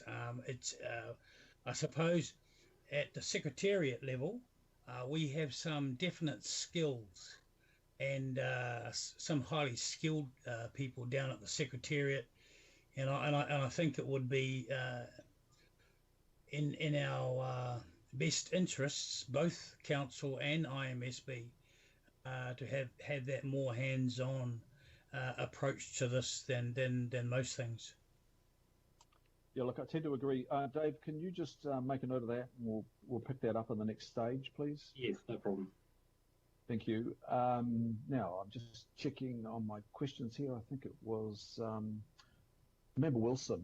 Now, I may have missed somebody there, but I'll go back. Can I go to Member Wilson now with a question? Thank you, Mr. Chair. I've covered off in the chat box that my points have already been covered. I don't require any more time. Thank you. Thank you, Member Wilson. Didn't quite keep up with the chat box there. Are there... yes, the Deputy Mayor, please. Deputy Mayor, Councillor Cashmore, your question, please. Thank you, Mr. Chair. And thanks, Dave, for the presentation and the words. And I know you've been all over this, and I know you've had a lot to do with the essential fresh waters packages as they go through the Ministry and Parliament down in Wellington. So thank you on behalf of us all for that diligent work of yours. A couple of fairly simple questions to set a scene for a start. The initial recommendation that came out with this proposed essential fresh waters package was to have all works that cover off wetlands, including a puddle in a paddock or on a development site, would be prohibited. Have you got any sort of insights as to how such a proposal could come to fruition without the actual practical tests? Yeah, there was a lack of testing with the regional sector about some of the provisions that were wished to be pursued, and it did respond very much to the goal that central government had of arresting the decline of natural wetlands. And I think they took a fairly, they took a very broad interpretation of what a natural wetland might be. And I think half of the problem relates to how a natural wetland was defined, such that we did end up with a original definition last year, which really affected a number of industries and or landowners, where the actual value of the actual land that they were on, like just for example a wet bit of pasture, or a quarry with sort of just like a small damp area that collects water, was significant to the extent that they would actually be closing shop. So there was a bit of a recognition, I think, even within MFE, that the interpretation that the council had applied, which was pretty much saying, well, that's what you've given us, was over the intent. The policy intent was not actually deliberately designed to go as far as it did. Unfortunately, because I didn't test it with the regional sector, they really have created a bit of a situation whereby some of the legitimate operations in heavily modified areas would no longer be able to be continued. And this is really about sort of correcting, I think, firstly, the definition of what a natural wetland is, but then secondly, asking the question, in very heavily modified areas that are unlikely to ever be able to go back to some improved state, is it appropriate to add some consenting pathways to allow that activity to continue? And is that part of the consultation that we're going back with our solution, saying, hey, we think the definition should be discretionary or restricted discretionary, or is that prohibited part of it still going to be there with exceptions for certain classes? So yes, there's a couple of aspects to this. Is that yes, the intent is to go back and say, do we support or oppose particular consenting pathways being provided for these additional activities? These additional activities, by virtue of the fact that they were not included in the original regulations, were deemed either prohibited or non-complying, depending on where the activity occurred. Then we need to also say, if we do go back and say we support this activity having a consenting pathway, let's say at discretionary, what are the other safeguards that we might want to see in place to ensure that that can still continue appropriately? Thanks, Dave. And my last question goes partly to what the chair's talked about, where we've lost with the Auckland context. It's slightly different from most other areas in the country. It's a big chunk of urban. So we've lost a lot of wetlands in the areas that the chair mentioned, plus others that are urbanised, over a period of time. And we are seeing in the rural areas where wetlands are being put back where they can be expanded upon, but not all of them can obviously go back because they are productive pasture lands these days. And is there any movement, you think, from the ministry actually want to see all wetlands put back as they were? And talk about the two different contexts, both urban and rural, and the practicality around that. I think one of the aspects I'll just focus on there is that one of the reasons why the staff support restoration, maintenance and biosecurity activities is that it actually enables some of those sorts of activities that might occur in both urban and rural environments where certain degraded wetlands are improved. I don't think there's necessarily there's certainly a desire to protect any existing wetlands. And I guess the question then becomes, in those heavily modified areas that are basically, land use has been transformed considerably, it's not intended to bring those back, I don't believe. So if you're talking about just simply a wet pasture or where a land development has, gone over the top of an area, that's unlikely to be reversed. So, yeah, that's probably a comment I'd make on those thoughts. Thanks, Dave. And I guess if I can, Mr. Chair, a very quick comment is that I am concerned that we are getting these sorts of holes coming through from potential acts of Parliament coming through the ministries, that they're not testing these things with sufficient rigour as far as their pragmatism and practicality and basically doability is concerned. And potentially the financial outcomes, if this thing was upheld as it currently stands, there would be no quarrying, and we'd lose 25% of all development sites, areas, 25% of them, right across the country. So the dire consequences of what was potentially proposed here was not thought through, and I find that somewhat alarming. Okay, thanks for that, Deputy Mayor. Are there other questions, members? Am I missing anybody? Dave, just picking up on the points, and I hear the points of the Deputy Mayor there, but if we're looking at 95% of wetlands being lost nationally, we don't know what that looks like in Auckland, but it could be higher, approximately the same. When you equate that with, say, a nationally critical bird species, for example, all the alarm bells would be ringing, would they not? If you equated this to a species, Tokawika or Kakapo, it would be all hands on deck, and there would be alarm, outright alarm. Do you get a sense that there's outright alarm at the loss of this so-called, equivalent species?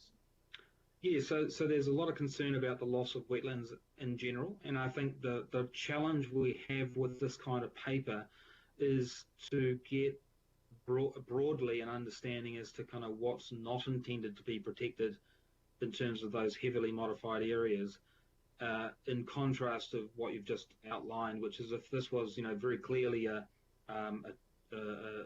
kokako, and we were trying to compare a kokako with a crow, and we didn't understand the differences between the two species, we'd be saying, well, actually, it's the kokako we want to protect, and maybe not so much the crow.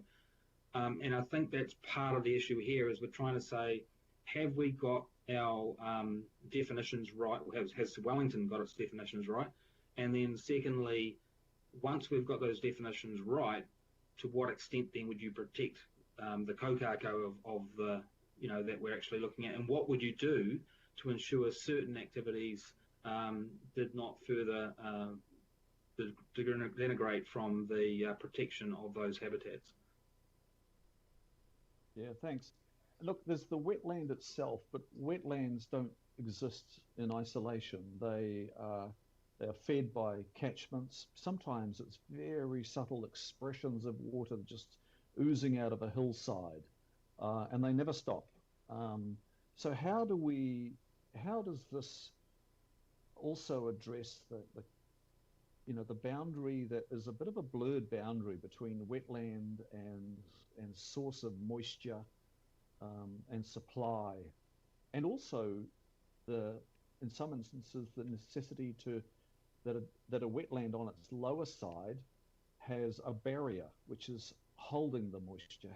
Can you just describe how more holistically the government policy writers have got their heads around that wider protection, and not just 100 metres, but actually what it means to be a wetland? Yeah, so there's a couple of points. Firstly, in the context of the local area that we're talking about, the 100 metres, one is that we've got a number of technical tools that have been published this year to help identify or what metrics you might use to help identify the extent of a wetland. So that might be vegetation type, soil type, and hydrology. But then you need to start to think about, well, what are the adjacent land use activities around that particular ecosystem, and how might they affect the quality of the wetland that you're trying to look after. So, for example, if you're creating a whole lot of impervious surfaces for urban areas around the wetland, how are you thinking about discharging of stormwater? How are you thinking about the various networks of other activities such as roading around that particular environment? And I think this actually goes to the bigger question about how you do your urban planning. It basically says, have you got the right level of overlay considerations when you're doing your assessment of the NPS UD, perhaps?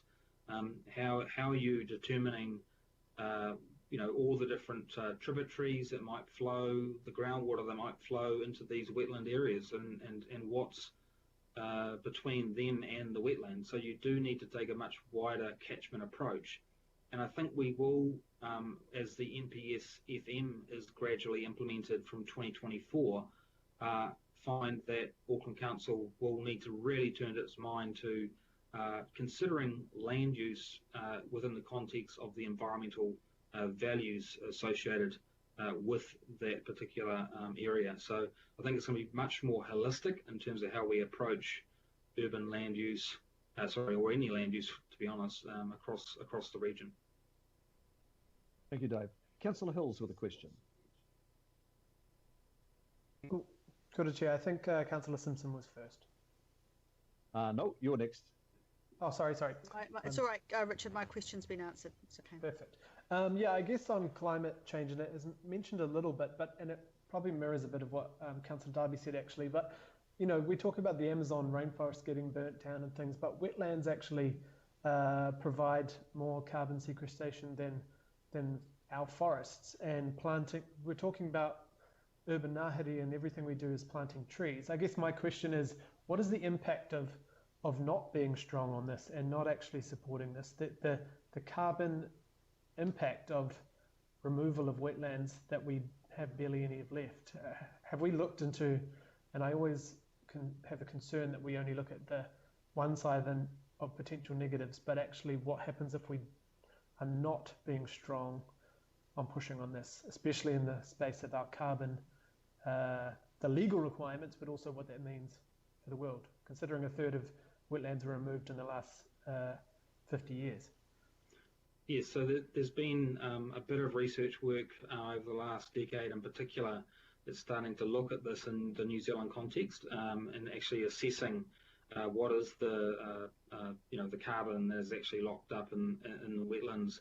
And if you're thinking about the Waikato wetlands with all the peatlands, which are quite deep, then you are talking significant amounts of carbon that is locked up.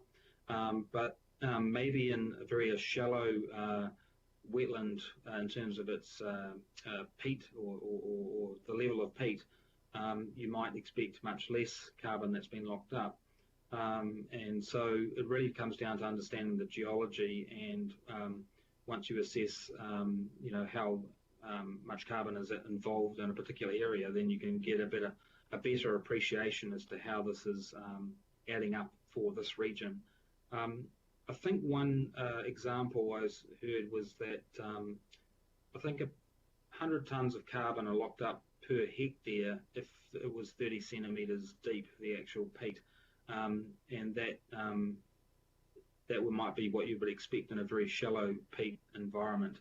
If you're thinking about a wetland with those characteristics in the Waikato, it's potentially orders of magnitude bigger in terms of the opportunity for carbon being locked up. So I think there is value to think about that. I think the the extent of wetlands within the Auckland region are not obviously of a comparable nature to, say, Southland or Waikato or West Coast or other parts of the country, but nonetheless, it is still certainly a consideration, and perhaps in the next week I might have an opportunity to just dig into that a bit further, Richard, in terms of what information might be available that's applicable to Auckland. Thank you. Thanks, Councillor Hills. I think we value these places similarly. So look, are there any comments to be made on this now, members? I think we've taken care of the questions. I guess just a small comment from me, Chair, if no one else has one. Absolutely. Yeah, I think, you know, the science has been out for a while now, but it is newer to a lot of people than, say, destroying native forests or the need to build or plant more native forests. That wetlands actually capture carbon at about 30 times the speed and the ability of our native or tropical forests around the world. And we only have 10% left. I think it's about 150,000 hectares, I think, of wetlands have been removed for intensive development or agriculture over time across Aotearoa. We don't have much left in Tamaki Makaurau, but I just want us to think about putting similar value, because, you know, they aren't the prettiest of things from afar, so often you could see a native forest being cut down and be pretty depressed by it, but a lot of people don't know when a wetland is ripped apart, because often it doesn't look like much, or it might be inaccessible as a forest might look. We're spending a lot of money and a lot of time building back and planting out our forests. We plan to do over 200 hectares of native forest in the next 10 years, plus a whole lot of other initiatives, like the 1.5 million trees and things. And I know that's on public land, but there does need to be a stronger presence and a stronger protection of wetlands because of flooding risk. We're seeing that right across our city, and we saw it out northwest a couple of weeks ago. We are seeing significant problems when the water table is affected by ruined wetlands, but also the amount of carbon emissions that wetlands can help us sequester and also help us reach our goals. So the more we do on the one side of things is going to make it a lot harder for us to reduce those emissions over time if we keep allowing this kind of destruction to happen. So it's not for me, it's not a kind of hippie greeny stop development type thing. It's development in the right areas, but it's stopping making the same mistakes as we've made for decades, centuries in this country. Otherwise it's too late. And I really have a concern that we continue to make sort of not half decisions, but we're a bit worried of making the decisions that science tells us we have to make. And soon legally we're going to be obligated to ensure all our decisions are considering these types of things. So thank you, Chair. Thank you, Councillor Hills. Councillor Cooper with a comment. Thank you, Mr. Chair. I guess for me, looking at Forest and Birds press release last Thursday, they're very exercised, and I've got a lot of respect for that group. So I think there'll be a lot of pushback on this. I mean, I think if we just look at, even though we have lost so many of our wetlands, if you look at the way that we develop parks now, if you look at the mitigation on the motorway networks, on the subdivisions and our roading, we're steering heavily towards trying to recreate or hold on to the last remnants that we have. And the thing is, people actually love them. They're often a much more aesthetically pleasing and closer to nature kind of experience for people in urban areas. And they attract wildlife, and I know up in my area, a lot of that is part of that Northwest Wild Link. There's so many good things to be said about wetlands, and I am really concerned that we're losing the last little bits, and it does affect our biodiversity. So I hope, really that this is a strong enough submission, because there will be public concern. We can't, we can't just sort of sit by and let this happen. We have to show that we are really concerned about it. I mean, I'm really concerned about a lot of things that are happening very quickly at government level now, including putting off our elections for another year, which is really weird. So people aren't talking to us, and I think we need to be really strong in our submission. So I support this. Thank you. Thank you, Councillor Cooper. Any other words on this, members? Well, look, I echo those concerns, Councillor Cooper. I'm thankful no one has raised the word swamp here. We all value wetlands, and to Dave and the team, I actually think we need to be seeing a strengthened submission, particularly around the area we haven't worked up at the moment, and that's the consenting pathway under Roman B4. I think we've got a lot more work to do there. Look, I did raise this point of the measure of what we've lost here in wetlands against how we would respond to the loss of a bird species, a kakapo, as Dave quoted.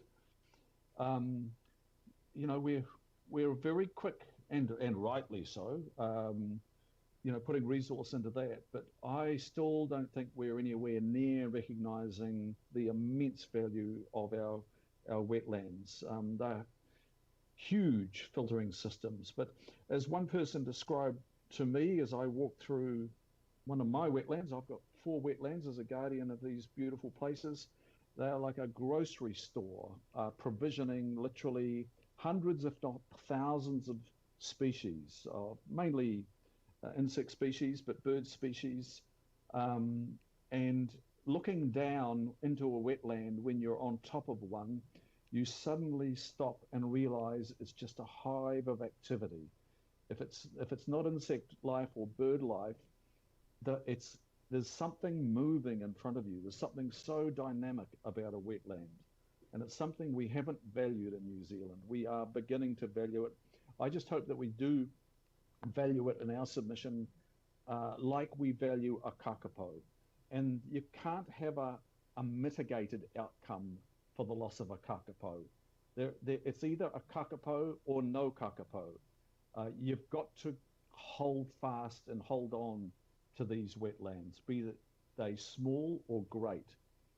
So I'm looking forward to I'm inviting a license here, Dave, from you and the team, and working with the Independent Māori Statutory Board and the delegated councillors to even further strengthen the evidence that we will bring in our submission to ensure that we hold these as, real deer tonga so-called assets. I would actually say they're not assets for exploitation by any means, but real landscape assets, cultural assets. And I look forward to that being worked up. It worries me that we've pretty much expired in the wetland coverage right across this nation. So let's leave it there. It is moved. It is seconded. Shall we put that to the vote, members? All those in favour say aye. Aye. Aye. Aye. Aye. And to the contrary, no. And we'll declare that carried. Thank you, Dave and team. Members, can somebody move 13, please? I will. Yep, Tapu. Councillor Kathy Casey and seconded Councillor Linda Cooper, moved and seconded. Thank you. All those in favour say aye. Aye. Aye. Contrary, no. Declare that carried. And I will just check with Kalinda before we close the meeting to make sure that we've covered all our business. There's nothing outstanding. Kalinda? Everything's done. Thank you, Chair. Thank you, members. Really appreciate your contribution. Good, Chair. Thank you. And have a good afternoon. Thank you, Thank you, Chair. Thank you all.